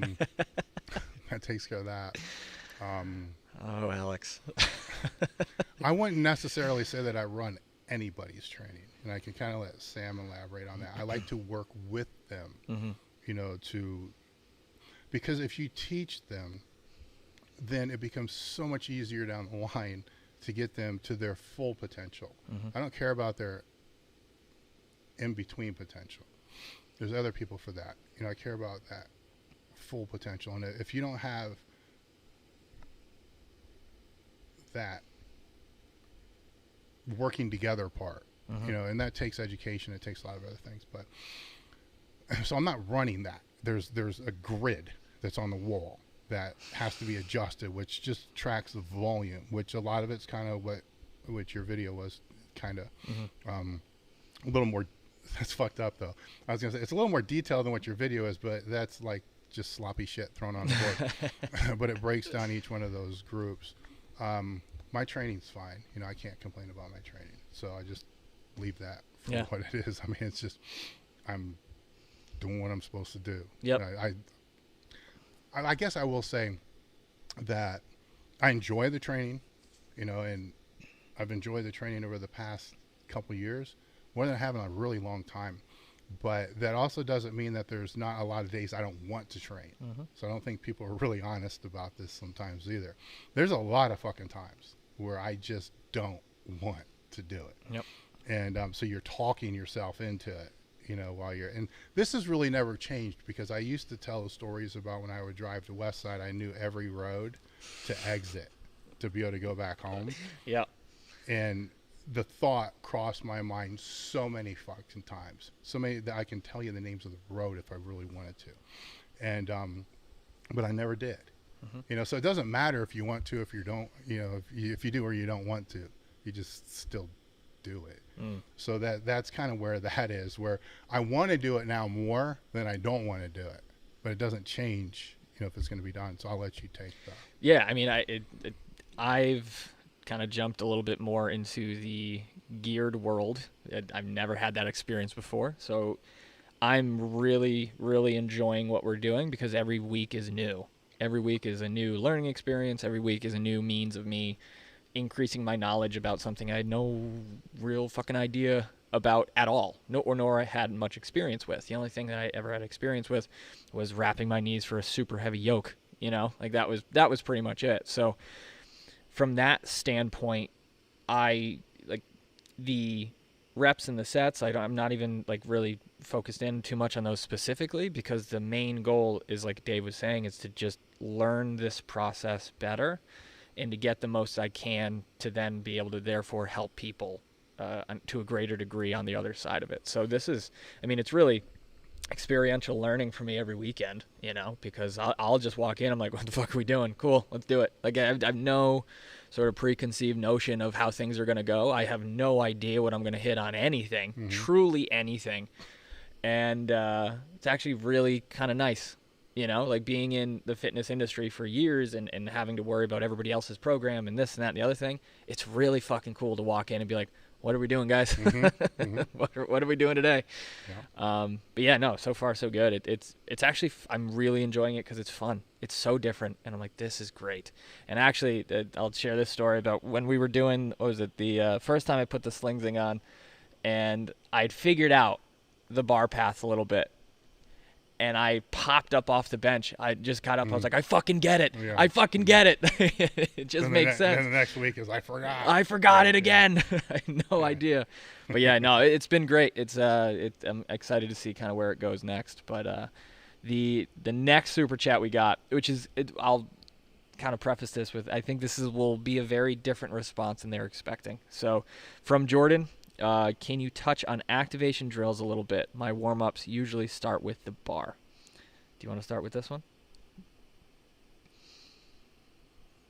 I'll let you take that one. Yeah, so I think people, and this is something that I'm sure no one will expect me to say, I think people get too in the weeds when it comes to this shit.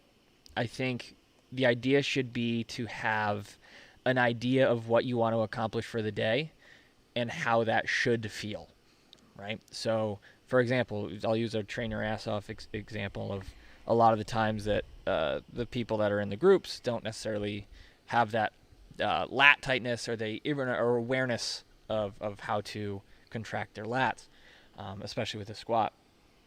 And I wouldn't say that they always need to do an activation drill every time they squat for the rest of their lives for their lats.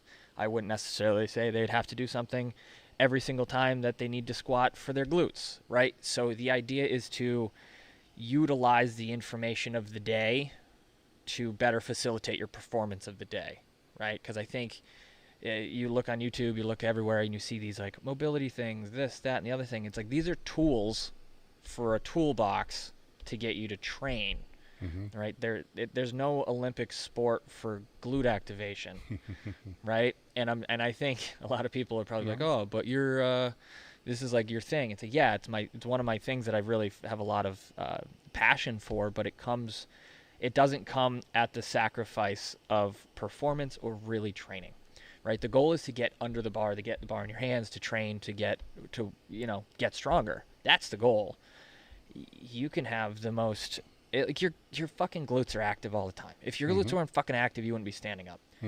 So it's less activation and more awareness. Yes. Right. So it's to be able to bring awareness to that body part and to be like, oh shit, I'm this feels better. And that's the end of the day. End of the day, that's what activation things are. It's supposed to help you feel better and perform better at whatever training you're doing that day. Spending too much time on it is a waste of time, a waste of energy, and frankly, it takes away from the big rocks, right? Like you can have the most activated glutes, but if your squat sucks, like it really didn't help. Yeah, I would echo what you're saying and say that whatever, to go off what you just said with the big rock analogy, what's the big rock of the day? Is it the squat, the deadlift, overhead press? I mean, you should, unless we're talking bodybuilding training. So let's push that aside. We're not talking about that. So if it's strength oriented, what are the big rock or rocks? There could be a couple. What is it of the day? And then what's that supposed to feel like? So if it's a squat, I will, before I do anything in the gym, once I start, just walking around running my mouth, I will sit down and I'll just do a couple reps of a box squat, and no bar, just body weight. Doesn't feel right. Okay, what doesn't feel right? Adductors don't feel right. Hip, knee, whatever it is, doesn't feel right.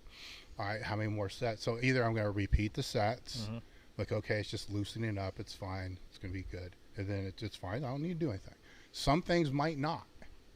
It's like this fucking, IT thing, it's not feeling like it's supposed to feel. Yep. Then I'll default. Maybe I'll roll it out. Maybe if that's not that. Maybe it's not that. Then I'll start going through a checklist of just shit that I've known's helped before. Right. So it could be, I always fuck it up. Right now it's the paleo fucking band. Yeah, paleo press. Press. Whatever the fuck you call it, right? But that, that's the one thing that's actually starting to, but it's not every time. And I didn't have to do that for a year. Right. So you gotta, but what if I didn't know what the squat was supposed to feel like? Right. That's where I think those people are getting information overload with trying to activate all these different things, because that's what it's supposed to be. And they need to have that better awareness on what the squat should feel like. Right. It should feel like a compound movement where everything's kind of moving at the same time. And when it doesn't feel there, then, you could say that as part of my warm-up, just doing that. Then you kind of move from there. Now, if you're dealing with injury, then there's going to have to be things that you're going to have to do. Or if you're dealing with things that, like your lat, with the train your ass off, there's been a lot of that. And the lat thing isn't so much because their lats aren't firing. I guess it could be, it's the whole firing thing kind of rubs me a little wrong, because if you can turn something on, then you can turn it off. And you can never turn it off. It's physically impossible to turn it off. Right. You'd have to cut it out. Yeah. Everything has some stability impact with everything that you do. Yep. I guess we could probably inject it with something. It would just, but then your posture, everything's gonna get fucked up. So, yeah. But they're not able to keep the position shoulder wise that we're trying to get, or get their shoulders in the position we want it to get into when they squat. Yep. So then the lats, it's just working through that chain to be able to do that. Now, that could be that activation. They just don't know what it's supposed to feel like. So you can show them what it feels like. And it's like, oh, and then they're never going to have to worry about that. Right. Unless they get hurt. Now, if something inhibits that, it's going to be a little bit different. So I see where you're going with the activation part and the warm-up part. I do think you should be warmed up. For sure. There's a lot of different 100%. ways to go about that. There's different, and I've never seen anything that I would say that's totally wrong. I've seen things that I would say that's a lot. Right. And that's probably not enough. Like walking in the gym and starting your sets at 245 on the squats, probably not. Yeah, it ain't the best. So there's a lot of room in there. Yeah, and just to kind of touch on that a little bit more, is I feel as if there are the most vocal camps on this stuff are the ones that do either you do too much or you don't do anything, right? And the answer, as always, is in the middle, right? You need to do enough, whatever that is for you, whatever it is for the training session, whatever it is for, but the key is to have the tools in your toolbox that that you're aware of help you and benefit you. So I would say, just real quick, as a coach, be careful what you say, right? Because if you're in the camp that says don't do anything, and somebody sees you going to the gym, but your fucking quad feels all tight, because you were driving for 2.5 hours, and you start doing some leg swings or doing anything to try to loosen the quad up, you're a fucking hypocrite. Yep. And on the other hand, if you're used to doing a whole ton of shit, and then you come in one day, but you're a little hurried on time, or you'd really like to max out and keep a little bit more, in the tank, but don't do it, well, then you're a fucking hypocrite. So be careful what you say sometimes. Absolutely. So another question here from Rob the trainer. Recently, I've been struggling to set my lats when deadlifting with a belt. Beltless, I have no problems. But the second I throw the belt on, I just can't get them tight. Any tips or suggestions? I'm going to give the meathead answer, then I'll give you. Let you try to explain it a little bit better. Yeah, that's interesting. When you're putting the belt on, you're doing something with your breathing and your bracing that is creating something with your back to go into a place it's not supposed to go. So maybe you're pushing, your abdominal wall into the belt, forward, or it's hard to tell because it's not here, right? So all I'm saying is you're creating some pressure with that belt, which is creating something to go off on the other end, and you're not doing that without, or vice versa, because you don't have the belt on, you're creating more tension and more pressure to compensate for the belt. So that's just my guess. I mean, I would even take a simpler route and be like, hey, maybe the belt's just too tight. Right? Like it could just be as simple as that. Like the positioning of the belt can be weird. I don't know. That's usually, I just feel as if like if you're able to do it without the belt and you put the belt on, I would say the problem is the belt.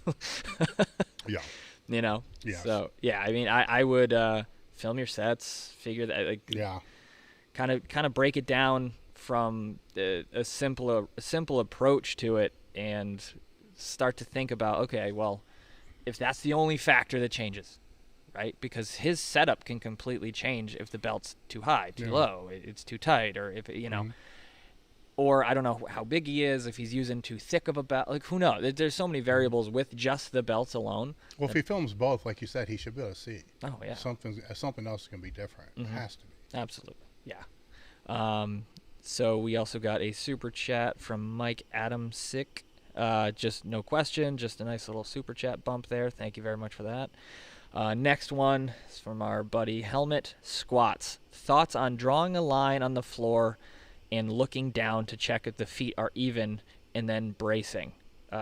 Is that stupid? Right foot always a bit in front. So he's talking about foot placement on the squat and essentially how to cue himself when there isn't anybody to kind of help coach him. Have you seen people draw lines on the floor for their feet? I've had to do it if instructing somebody for the first time, but that's more for them to where I want the angle of the foot, not so much of what he's talking about, and never more than a first couple sets to be able to kind of line it out. Some people, and I haven't seen a squat, a little bit of an offset, sometimes it doesn't matter because when they take it out, their whole body evens. So it's only offset because you're looking at it straight forward. If you look at it from the offset, they're straight. So is it that's the first question I have is it really offset? Right. Yeah, because how are we determining that? It might not be because everything then moves, right? Now let's assume It's just not.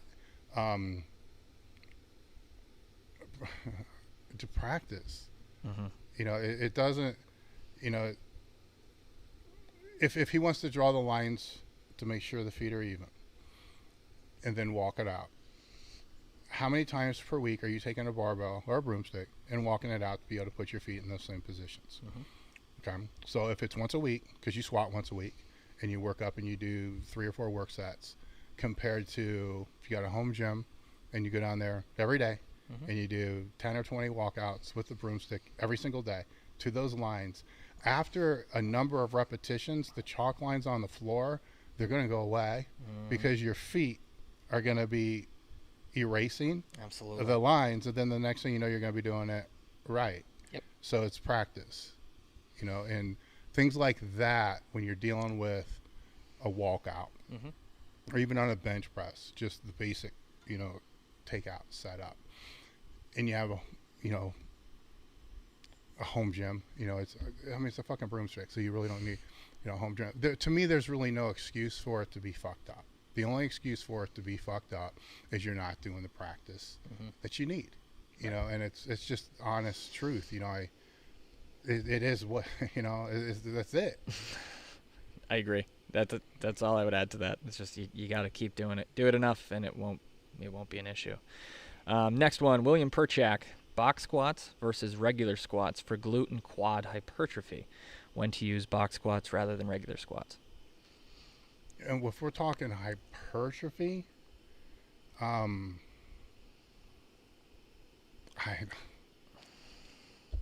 like the fucking conjugate guy. Yeah. The only reason I put a box squat in there for hypertrophy would be just for a slight tap to make sure that you're getting the range of motion that you're looking for.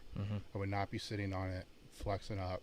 I'm not saying that it's a bad thing, that it shouldn't be in there for variation. Variation's good for bodybuilding, but you know, now keep in mind we're talking glute as well. So some people are going to be able to grow, you know, build their glutes with squats. Other people aren't.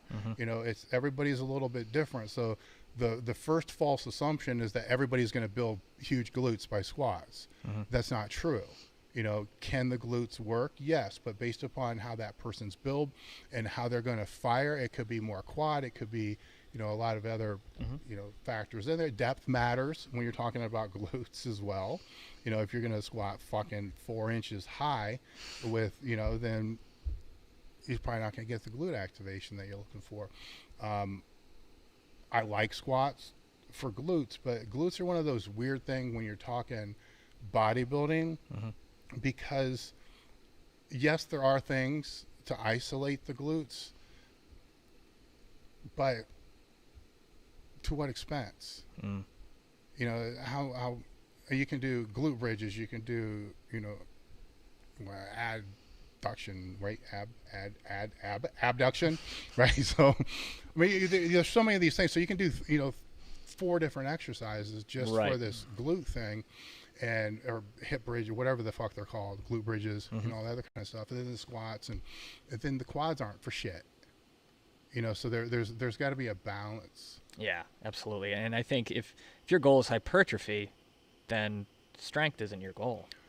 No, yes. You know what I mean? Well, but, yeah. Well, the other thing too is, and we see this a lot just even in the strength side, is flex your glute, to know how to contract your glute, and not your fucking lower back, but your glute.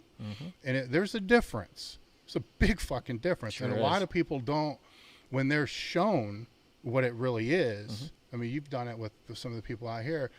Their butt cramps in like 3 seconds. Oh yeah, no, You yeah, know, and absolutely. Yeah, so obviously that's a big part of it too, is you got to be able to contract, you know, the muscle that you're trying to stimulate. But when you're dealing with a big compound movement like that, that's where I'm running in circles right now, because when you're dealing with a big heavy compound movement like that, how much really isolated activation are you going to achieve? Right. Unless you're going to use a ridiculously slow tempo and go into just special segmented type of training for the range of motion that's going to, you know, kind of target at the best.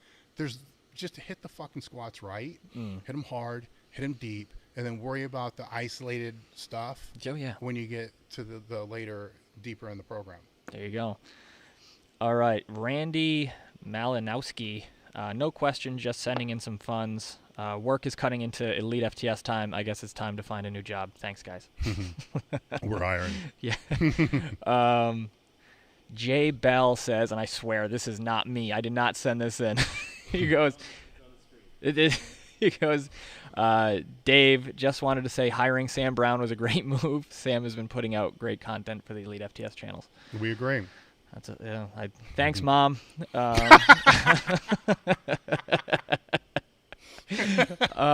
Next one, we got Mike Adamsick again. Thoughts on the inverse curl machine? I like that. I do. Let me back up a little bit. I'm not going to make what do you say when you're 100% certain?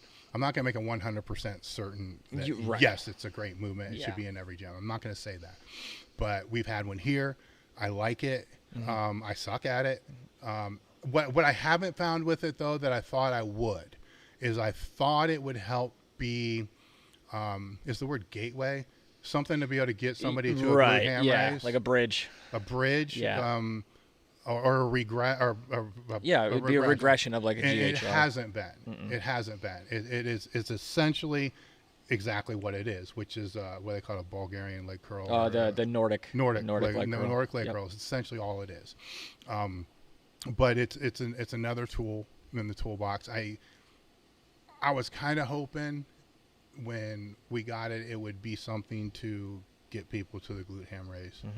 And stronger on the glute ham raise, and I've not found that to be the case. It could be coaching. I'll admit that it could be that, but I found it for other. I don't put it in there as a replacement for the glute ham raise, because replacements for the glute ham raise to me would be like RDLs, Dimmel deadlifts, stiff leg deadlifts, origin and insertion, compound hamstring movements. I don't see that as being that, because the knee doesn't drop. It's a leg curl. So I see it as a replacement, and probably a better replacement for a strength athlete than like a lying leg curl and such. So I like it. There we go. Yeah, it's I've used it before in the past, but again, I'm more prone to going to like a GHR, because I think it's well, the negative of it is too, if you're training with people, I'm heavier, so I'm 260 to 280, depending on my fatness at the time, and I'm not that good at them. It's over a period of time, just suck at them. Where Ted was very good at them. So this becomes a pain in the ass then, because he's using one plate, and I'm using like every plate you can put on it. So that becomes, when you're training with people, that does become a programming variable. Is how much of a pain in the ass is it going to be from this person to train with this person? And person A weighs 250 pounds, person B weighs 175 pounds. Now they got to strip that shit on and off, so it slows things down. So next one we got, they keep rolling in here. Beater Car says leg extensions versus leg press versus hack squat machine. How would you rank them for quad hypertrophy? Also, is back extension machine worth it? Leg extension, leg press, and hack squat. Okay. Let's just make the assumption that you're in a calorie surplus and you have the nutrients to be able to grow in the first place. Yep. Because if that's not there, I don't care what you do. Right? So now if that's there and everything else is in place for person A, and all they do is leg extensions, their legs grow. If it's not there for person B, who's in a calorie deficit, who's not getting rest, that's not recovering, the leg press and the hack squats, their legs ain't going to grow. They're probably going to atrophy. So which exercise is better? There you go. Yep. We got to go a little deeper than that. All things being equal, I personally would probably put the leg press. I'm pausing because done how?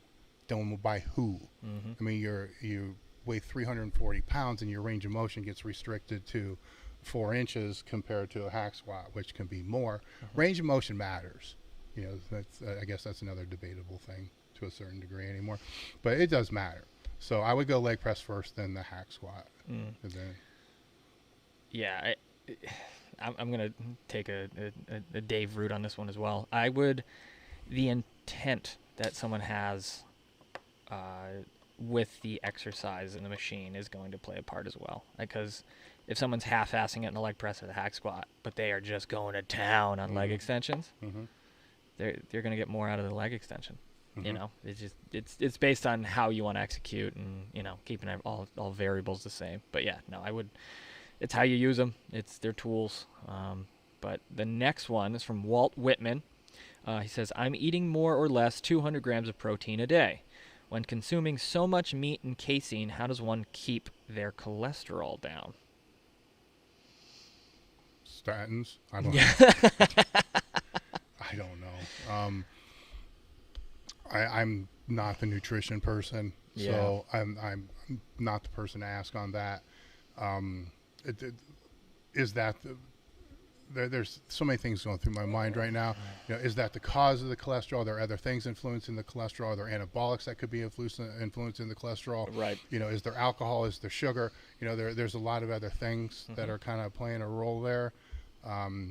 If this is something you need more information on, I'm probably not the person to ask. I'm aware, you know, I'm educated in all this, but I'm not confident in my nutritional abilities outside of general recommendations to, you know, to get big, and especially when you're dealing with cholesterol, because it's just with my own doctors, it's debated amongst them, you know, so I can talk about what goes through my mind when I'm talking to them and how, you know, to be able to control it and so forth. But that, for me, if those foods were pushing my cholesterol to a point I felt I was concerned about it, you know, or my doctors agreed was concerned about it, then why not just go with a leaner meat? You know, I'm not saying you need to cut all meats, but you know, play with different protein sources. I mean, fish. Well, right. You know, I mean, there's leaner cuts of meat. There's other things you can try to do, supplements that you can try, you know, to help with that as well. Yeah, I mean, obviously, same thing. Like, I'm not the nutrition guy in the slightest, but my first move would be like, is your cholesterol high? Like, get blood work, right? Like, figure out. If you're just assuming that your cholesterol is going to be high based on your diet, that doesn't really do anything. At the end of the day, get the numbers and see if it is. If it is, then you have to adjust. But before that, then I guess it's really kind of pointless to try to worry about something that doesn't exist, you know, until it does. Next one, back to helmet again. How do we find the perfect squat stance? Width and toe angle for myself, for my body structure, without trying to copy how other guys squat. Thank you. Why not copy how other guys squat? That's exactly where I was going to go with that. I mean, look and see.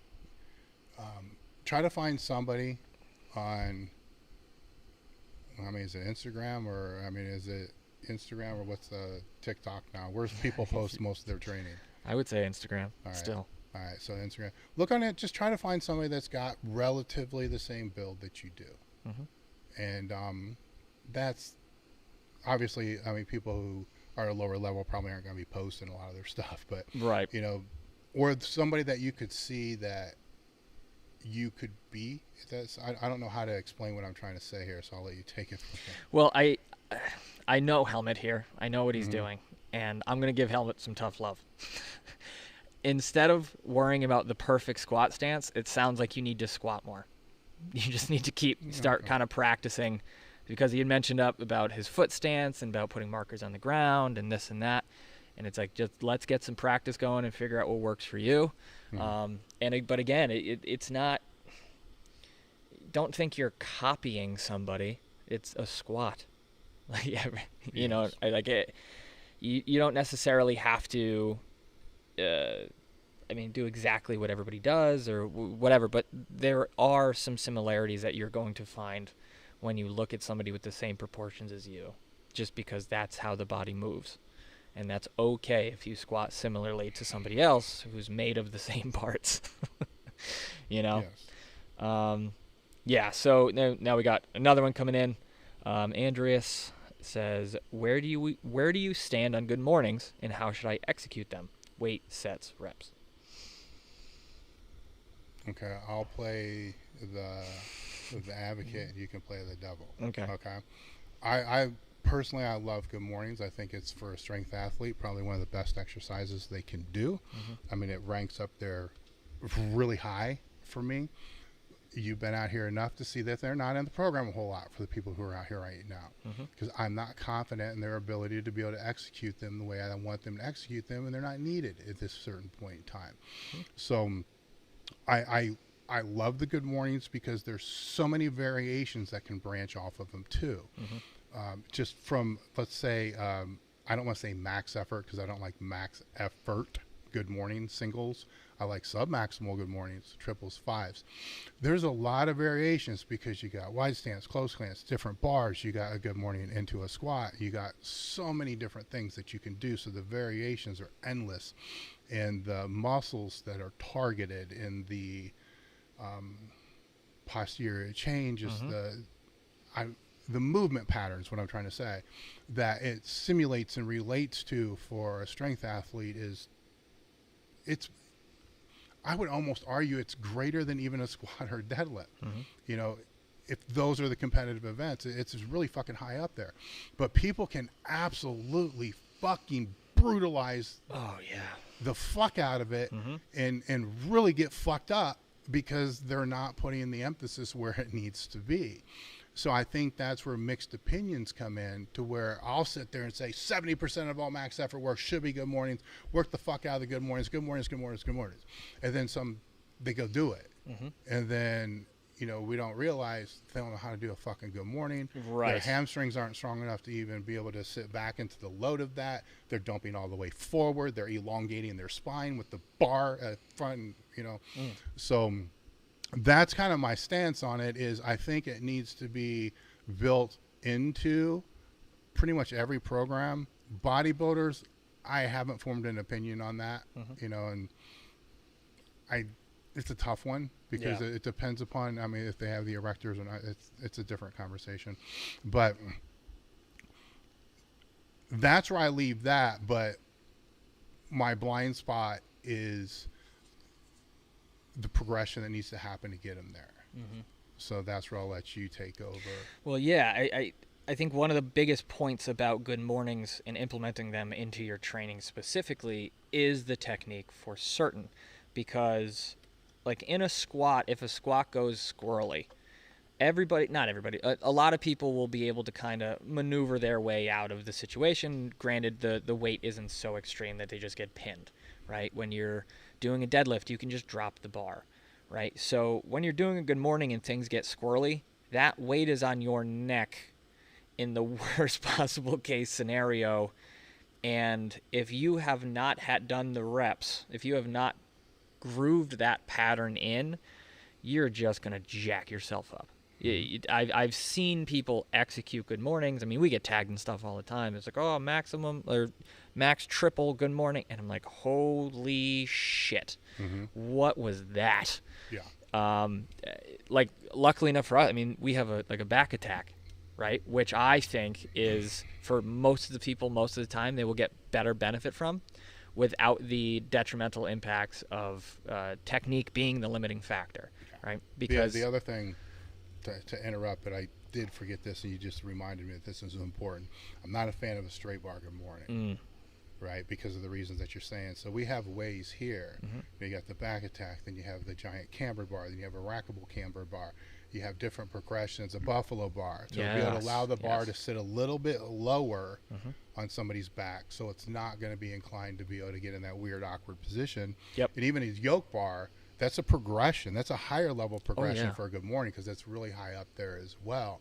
So, you know, when you're dealing with just a straight bar for bigger people, it becomes very problematic. But go ahead and keep going. Yeah, I just think that if you can if you're a newer lifter, I would spend more time ingraining the hinge pattern with, like, RDLs and dumbbell RDLs and stuff like that, to get you to the point where you can stabilize that position. I mean, Yeah. that's just what I think on that.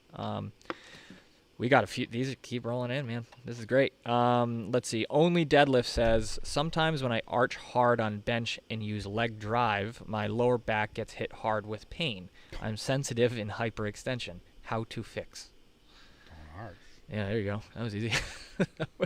Well, I think that I mean, I see why people do it. So I'm going to try to go a little bit different route here as somebody that's done both, an extreme arch and feet out and flat. So I was always against the extreme arch for most of my career, because the same reason I'm talking about.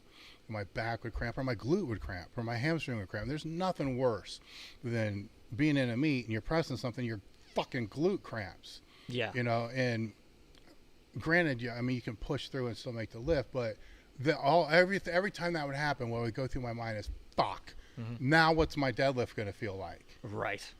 Or if the back got jacked up. So after a while, I started to figure out, maybe I want to start doing max effort work, tucked, speed work, feet out in front, so I can start working both. So that way I can audible it in a meet if I have to. Right. So, and then what I found is there are two different types of benches. One of them worked better with a thumbless grip. One of them worked better with a thumbful grip.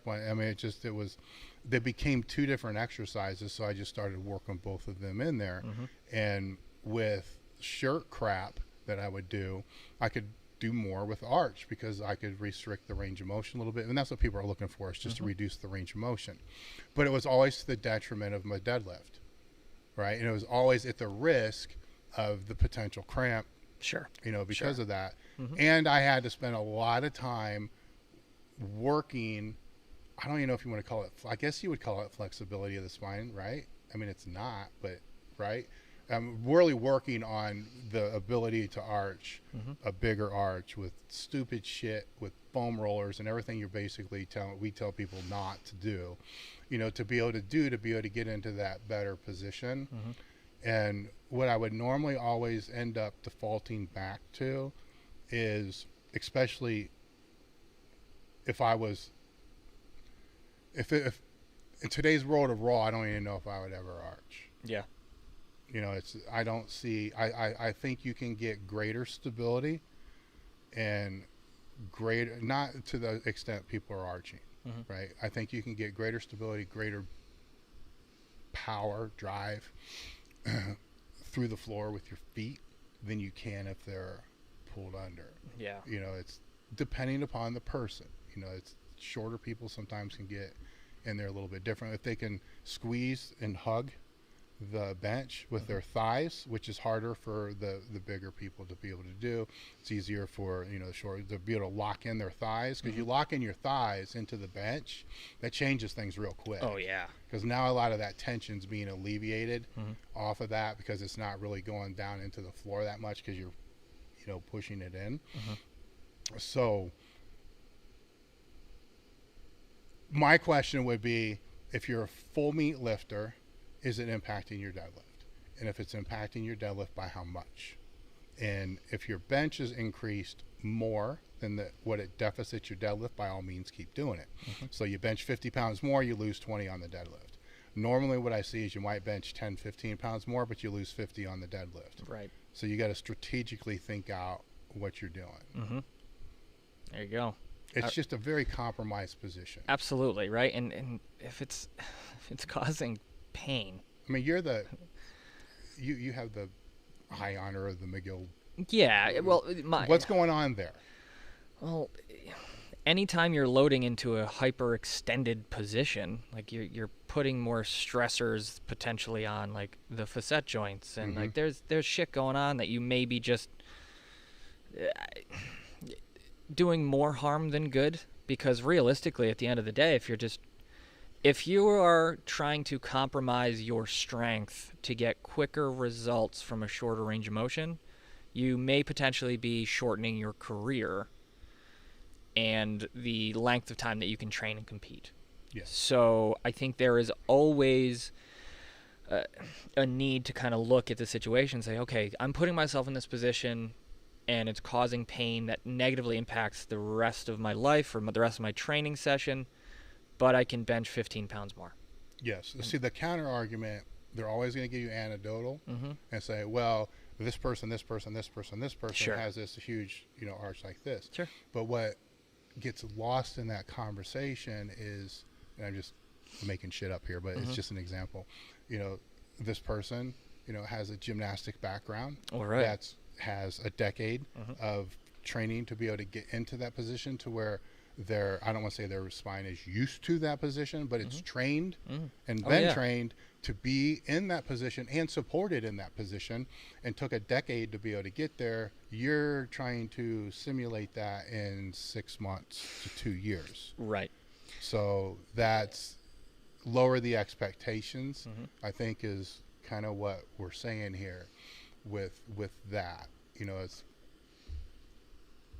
That's I mean, your body will adapt to what you put under it, or put it under, but there's also that whole, like we mentioned earlier, the idea of tissue tolerance. Like, if you haven't developed that over the course of time, you're just kind of well, there's the reality of this too, which is actually kind of humorous in a way, because let's exclude those outliers that you look at like, holy shit. Look like at the girl from The Exorcist. Yeah, they got like a 2-inch. Let's exclude those because they're rare. Yeah. I mean, they really are. They're rare. They're even more rare when you look at across everybody that bench presses. So you take it out of powerlifting, but everybody that bench presses. Yep. The people who are typically asking this question, if we sit there and we look at them and we're looking from the side and we're like, is he even arching? They're arching like this much and creating these issues. It's like, dude, you're not even arching enough to reduce the bar path 1/4 inch. You're actually causing less stability by trying to arch more. That's the reality. Yeah. Like, that's where you're getting, where a lot of people, I think, get mixed answers, because a lot of people are looking at these anecdotal things and they're not looking at the reality. It's like, man, my back every time, we know somebody we train with, my back hurts every time, Right. And it's like, dude, you just stop trying to arch, because I'm telling you from the side, you ain't. Yeah, right. Because It ain't there. There ain't no part of your back that's off that fucking bench. So why don't we just embrace the flat back? Yep. And just push down and drive through and go. To me, that's the reality of it all. Yeah, I agree. Next one we got is your favorite movements for strengthening the obliques. Nothing. Avoid it altogether. It depends. I mean, I'll answer first, but it depends upon what you mean by strengthening, right? So if the majority of the people that I've helped are just worried about increasing their squat or their deadlift, they're not trying to strengthen any rotational pattern at all. So what we're trying to strengthen, I guess, would be anti-rotational. We're trying to keep it in that position. So my answer is going to obviously be different than if I was working with, well, say pole vaulters. Right. So it's different. Right. So so when I hear that, strengthening the obliques, my default answer is for a squat. For a deadlift, we're talking anti-rotational. What are you currently doing now? How long you've been doing it? If you've been doing it for 2+ years, you probably need to change the exercise just because you're used to doing it. Right. And then if the strength is there, the stability is there, is it if we try to do anything to try to break that sagittal plane, how fast does it break and how easy does it break? And then usually it breaks pretty quick. Right. So, lay on the floor, put your legs up straight, try to drop to the side. How can you hold it mid position? That's just a stupid test, or you can put your hands in front. For sure. Go there. So most of the time, if they're not training doing any torso, core, ab, whatever the fuck you want to call it. If they're not doing any of that work, they just need to do some of that work. That's usually the case. They're not doing anything. Yep. Now, if they are doing that, they're typically need to work more on, you'll call it something different. I would call it more isometric type strength. Say what's the buzz term? Anti-rotational now. Yeah. Just anything to strengthen that. that's my take on that. So Yeah. there's two answers. Either you're training your core, if you're not training your core, if you are training your core, to see what you can do with that. Well, what are those exercises?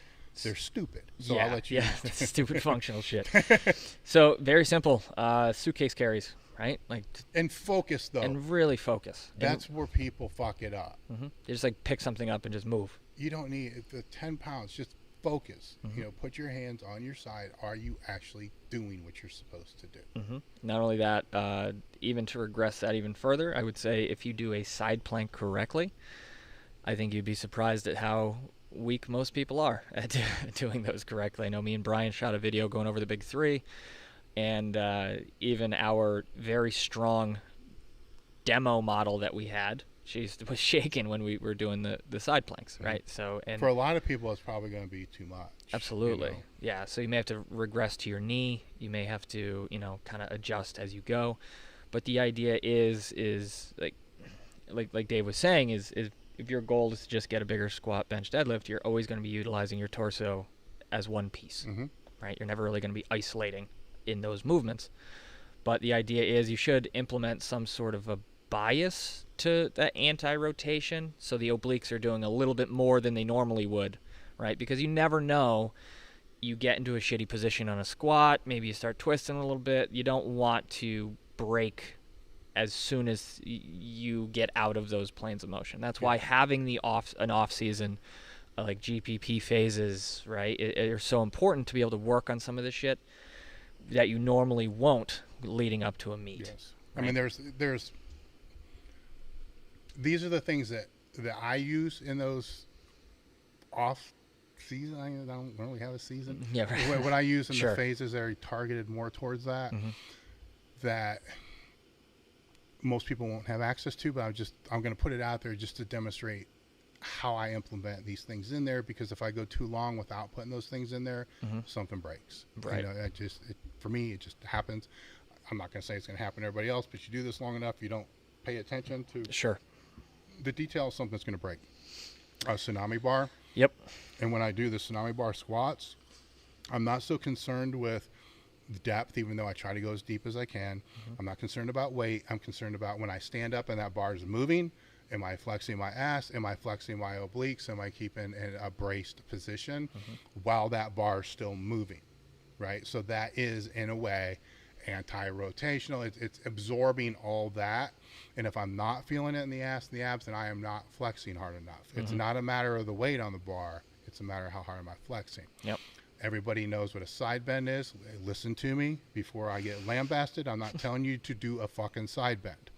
If you take a cable attachment like you would use on a push down functional trainer machine, put it to your side like going down, so you're pressing your arm straight down to your side, and do a side bend that way. So you're pushing down into it. Don't worry about pushing down into it. Don't worry about the bending into it. That's not what I'm concerned about. I'm concerned about bringing it back up and resisting. So taking that eccentric and almost trying to over accentuate that eccentric with the positioning of the obliques and the side.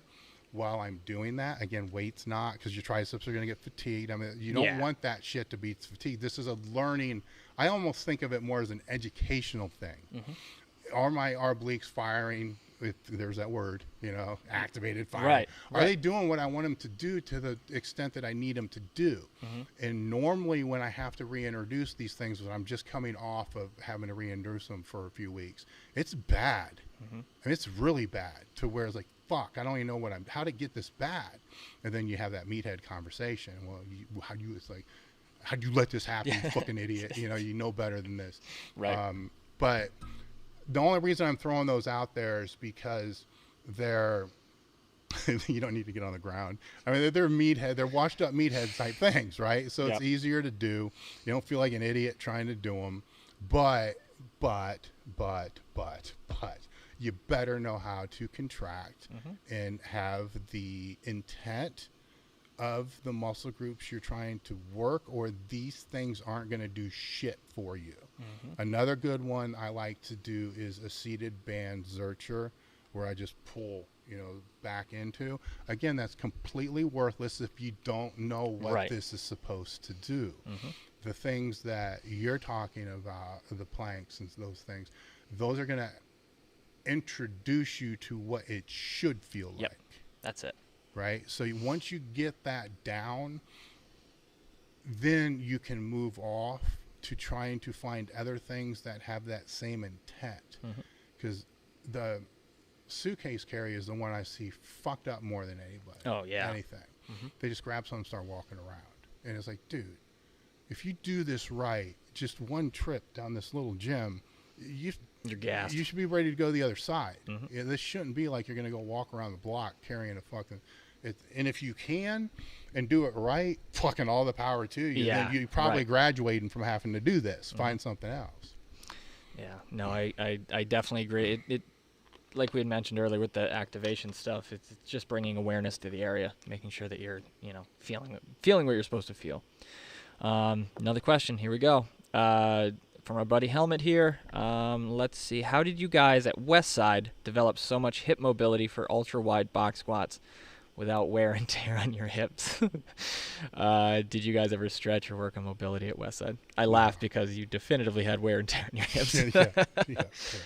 Let me see. I don't want to go through the guys I trained with too. How many hip replacements? But I almost want. Part of me wants to say that's anecdotal because I know people that were close stance squatters that also had hip replacements too. Yep. So it's a tough road to go down. But I know a lot of people that have had hip replacements, but I'm also in my mid-50s. So there's and the people I know have been training for 35 years. So you see what I'm trying to do here. I'm trying to I'm trying to justify. Right. But it was different. I don't know. I'm just going to tell you, I'm going to answer the question, but then I'm going to answer what I think. We didn't have a choice. I remember the first time I used to be a medium stance squatter, not close, but medium, before I came to Westside. And I remember the first squat session I did, and it was when Louis still had a commercial gym, and Dimmel was the one that I was training with. And it was a sumo-based rack, which nobody had sumo-based racks at the time. So finally, I'm like, thank God. Finally, I could actually get because I wanted to squat wider, but I never could because the rack's always limited where you wanted. But naturally, I always felt like I wanted to be out wider. So I'm just going to default and say my hip structure was better suited for that. So there's one answer. I mean, there's one part of the answer immediately. If my default is always wanting to go there, then that's probably pretty telling on that. And then we squatted on a hassock, which is like a footstool, and it maybe was a 12-inch hassock. I mean, it was fucking down there. That was normal kind of at the time as well. My hips were, and it was all the fucking way out there, and my hips were fucked that's all I remember. My hips were fucked up, for 2 weeks.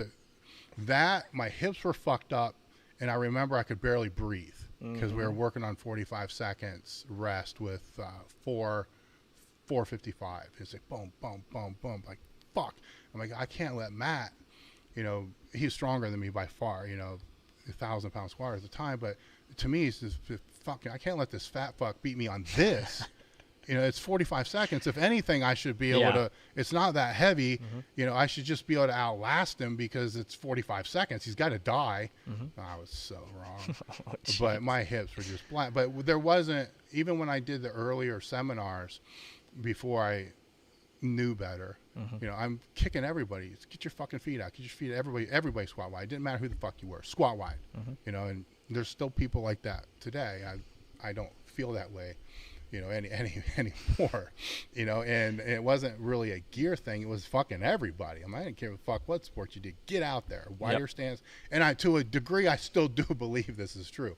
A wider stance squat will make a closer stance squat stronger. A closer stance squat strong will not make a wider stance. So there's that bullshit, but there's that. So I'm not going to try to justify it. I'm just going to say that's what it was. So when people came in, there was no choice. Get your fucking feet out and sit down. That was what you were doing. And then after 3 or 4 weeks, it'd be, now sometimes we'd have to start them on a little bit higher box, And so the first session, they may stay on that box. So say it's a 14-inch box.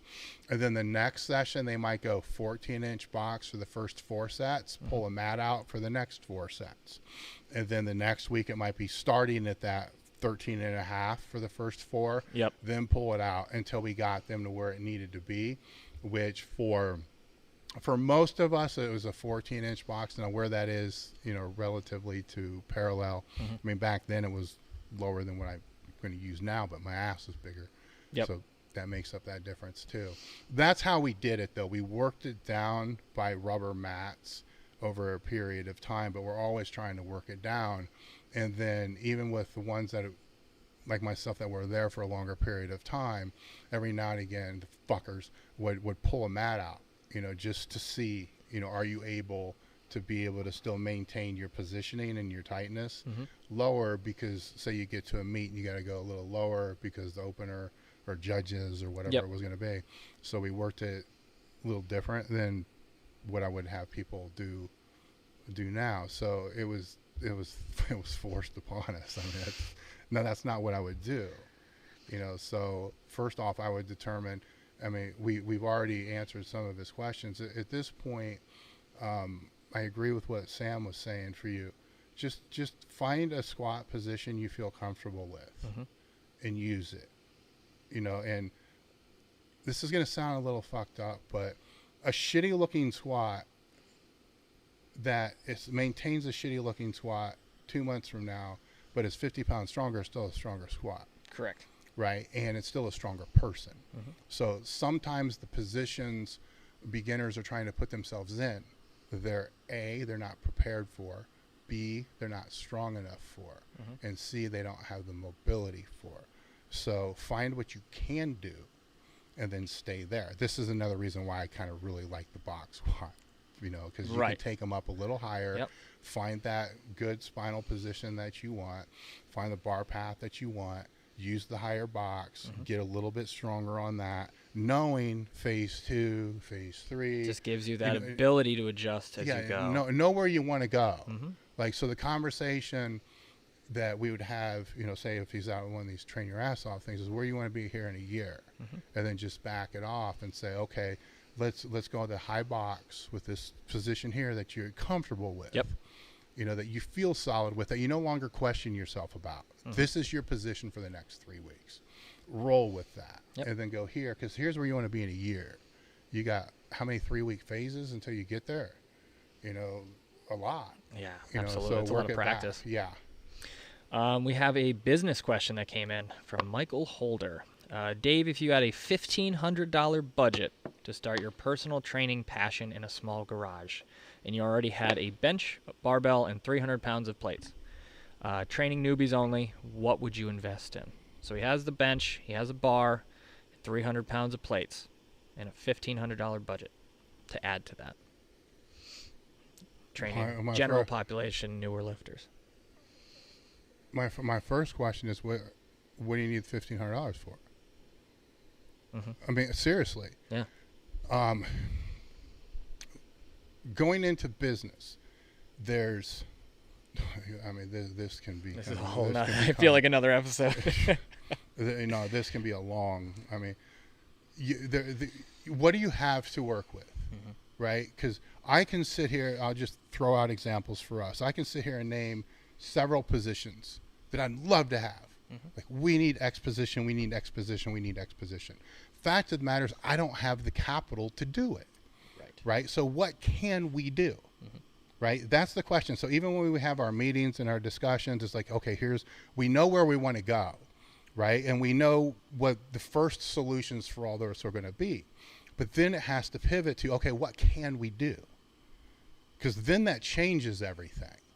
Right? Because that's the world we live in. So I'm looking at this situation as, you got a garage, you got a rack, right?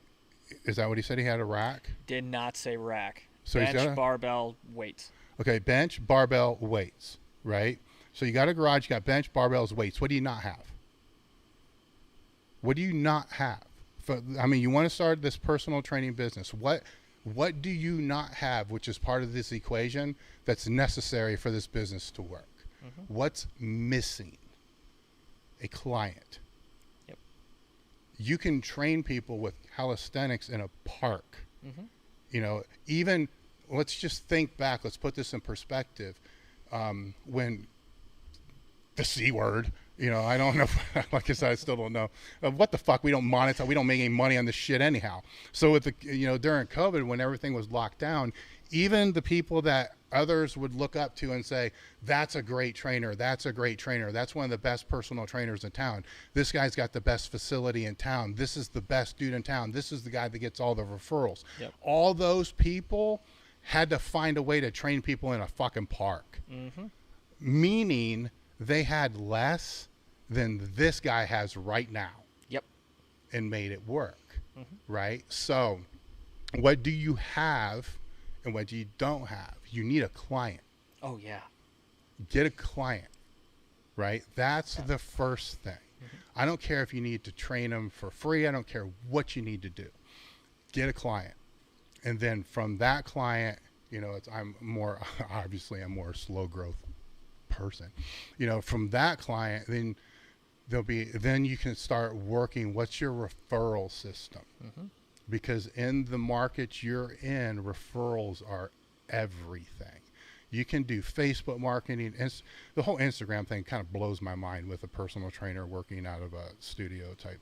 I don't fucking understand that one bit whatsoever, unless it's for the client's benefit. Right. Like you're seriously going to get a client off fucking Instagram. I mean, you're spending all. I don't fucking understand it. Work on your referral system for the 5 clients you have, so those 5 clients can become 10, 15, 20, you know, and so forth. So get a client and then start practicing just the narrative that you have with this client on, you know, and work with them. It's your first client. You don't think they're going to want to see you succeed. You know, fuck, you're probably going to be training them for free anyhow. Yeah. So their cost is going to be, hey, what do you think I should do, or what do you think I can say to get in other people like you? Yeah. There you go. And then go from there. Now, equipment-wise, because I should probably try to sell something, I would go with a power rack, right? But at this point, I don't know, unless you're going to use it yourself. I mean, this is a whole other conversation too. When you're beginning what he's talking about beginning, anything that you put in there, you need to put in there for your client's benefit, but you also better put it in there for the benefit that you're going to want to use it yourself. Right. Because if you decide to go a different path, at least you end up with a home gym. You know, so you're going to need a rack at some point just for your lower body squats. Oh, for sure. Stuff like that. Dilly4 asks, what gear do you offer that is IPF or USPA approved? I think all of our, I don't know, I think all of our sleeves and wraps are USPA approved. I'm not going to approve it. I'm not going to pay again. I will say that, but I do think that we paid up through this year, but I'm not going to. The last time we had to pay, it's 3 times as high as what it was the time before, and we don't sell enough of it to even. Right. That's just with the USPA. Yep. Now the IPF, I don't know if we still sell Marks sleeves or not, but Marks may be the only one. Yeah, that's what I thought. Maybe Rebrand. I don't pay that much attention to it because not enough powerlifters buy from us. Competitive powerlifters. I mean, I hate to say it. I wish they did. Oh, yeah. But we've never had that huge market for that for us to even think that. I fucked up paying the USPA dues, to be honest with you, because we never, and even when it was very low, just never recouped it. No, I mean, it wasn't that much, like $1,500 or whatever. I don't quote me on that. I could be completely wrong. Right. But it wasn't. The IPF is fucking ridiculous. That was $100,000 or something. No, it was $375,000. Holy shit! You know, and I'm like, well, fucking, we make like fucking $200 a year on competitive powerlifting. Yeah. So I'm not doing that. It's a bad business model. If we still have the Marks knee sleeves and maybe Reband. I don't follow it. You know, so check with your federation first. Let's do that. Let's make it easy. Check with the federation first. Go that route. If it is the USPA, you know, I don't know. I mean, keep in mind that I'm not going to renew it, so it's not going to happen again after that. And I don't have no bad feelings with them. I have no bad falling out. There's nothing. It's just not worth it for us to do. It actually probably wasn't worth it from when they started to institute it in the first place. So that's just kind of where it is. All right. We have 2 more questions right here. Actually, one's a statement. It's from the one who was talking about hyperextending his back on the bench and overarching. He goes, "Thanks for the answer. I will figure out better setup for bench on this deload. The pain in my lumbar was so bad I couldn't walk. Now I wear a belt, that's still not pain." right. You know that's not right. That's not good. So now that's fucking your squat up. Not just your right. It's fucking his and life you're up. fucking your life up. Next question, and it's the last one I see right now. In your squat manual and some of the articles online, you talk about arching the back hard before you squat. Do you mean to hyperextend the lower back? No. At the time, maybe. Let me give you a little context here. That was before I realized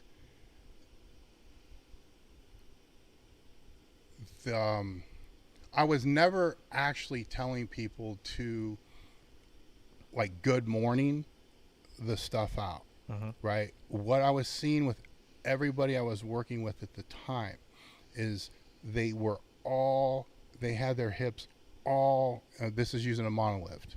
They had their hips all way too far under the bar.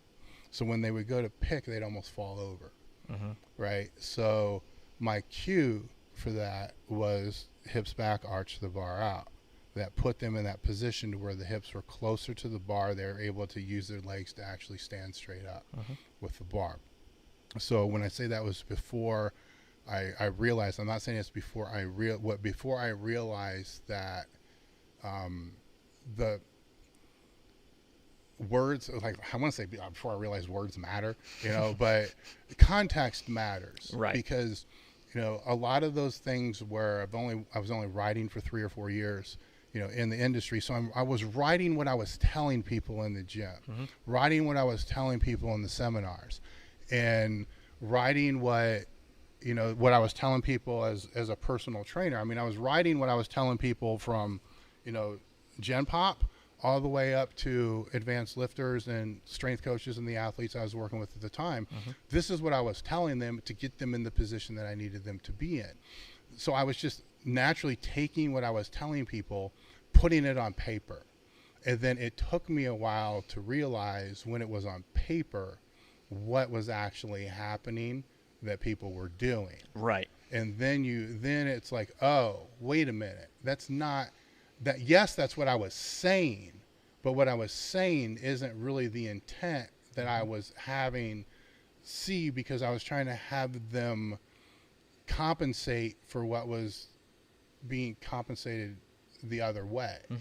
So if you listen to the instructional type videos that I've done over the past few years, you're seeing I'm really taking my time putting context into the cues that I'm telling people, so things like this don't resurface. Right. Because I can say I was wrong, right, for the people that are going to interpret that as written. And I should have known better when writing it what was actually down and how it would be interpreted. And I didn't. But then I wouldn't be, you learn. Right. So now I'm to the point where you're almost afraid to say anything because how's it going to be taken? But when you have different people that you're instructing, on video like the Train Your Ass Off and when Juji and all those come out, and you can say, this is why I'm saying, because this is him. Yeah. I think in a more broader sense, that's going to be able to help more people because they're going to see the same thing explained to different people in different ways that these people are able to actually interpret and use, where that becomes a big negative with global cueing across the board. Now the cynics or the critics of what I'm going to say of what I just said would say, well, everybody should use exactly the same thing, then there wouldn't be this misinterpretation. I don't necessarily disagree with that, but good luck in fulfilling that mission. Right. I got to live in the real world. Right. And that's what, and So it's I get it, you know. So I think that's the best way. I think you nailed it. I nailed it. Yeah. So that was the last super chat that we had. That was quite the stretch there. Do you want to wrap this up? Do you want to finish it up here? We can wrap it up. Wrap it up. Down. Cool. What you gotta do. All right, guys. Thank you very much for checking this out, for joining us here live for the super chats. We really greatly appreciate that. It directly supports what we do here at Elite FTS, which is trying to live, learn, pass on, right? There we go. So, guys, thank you very much for joining us, and we will see you in the next one. Well.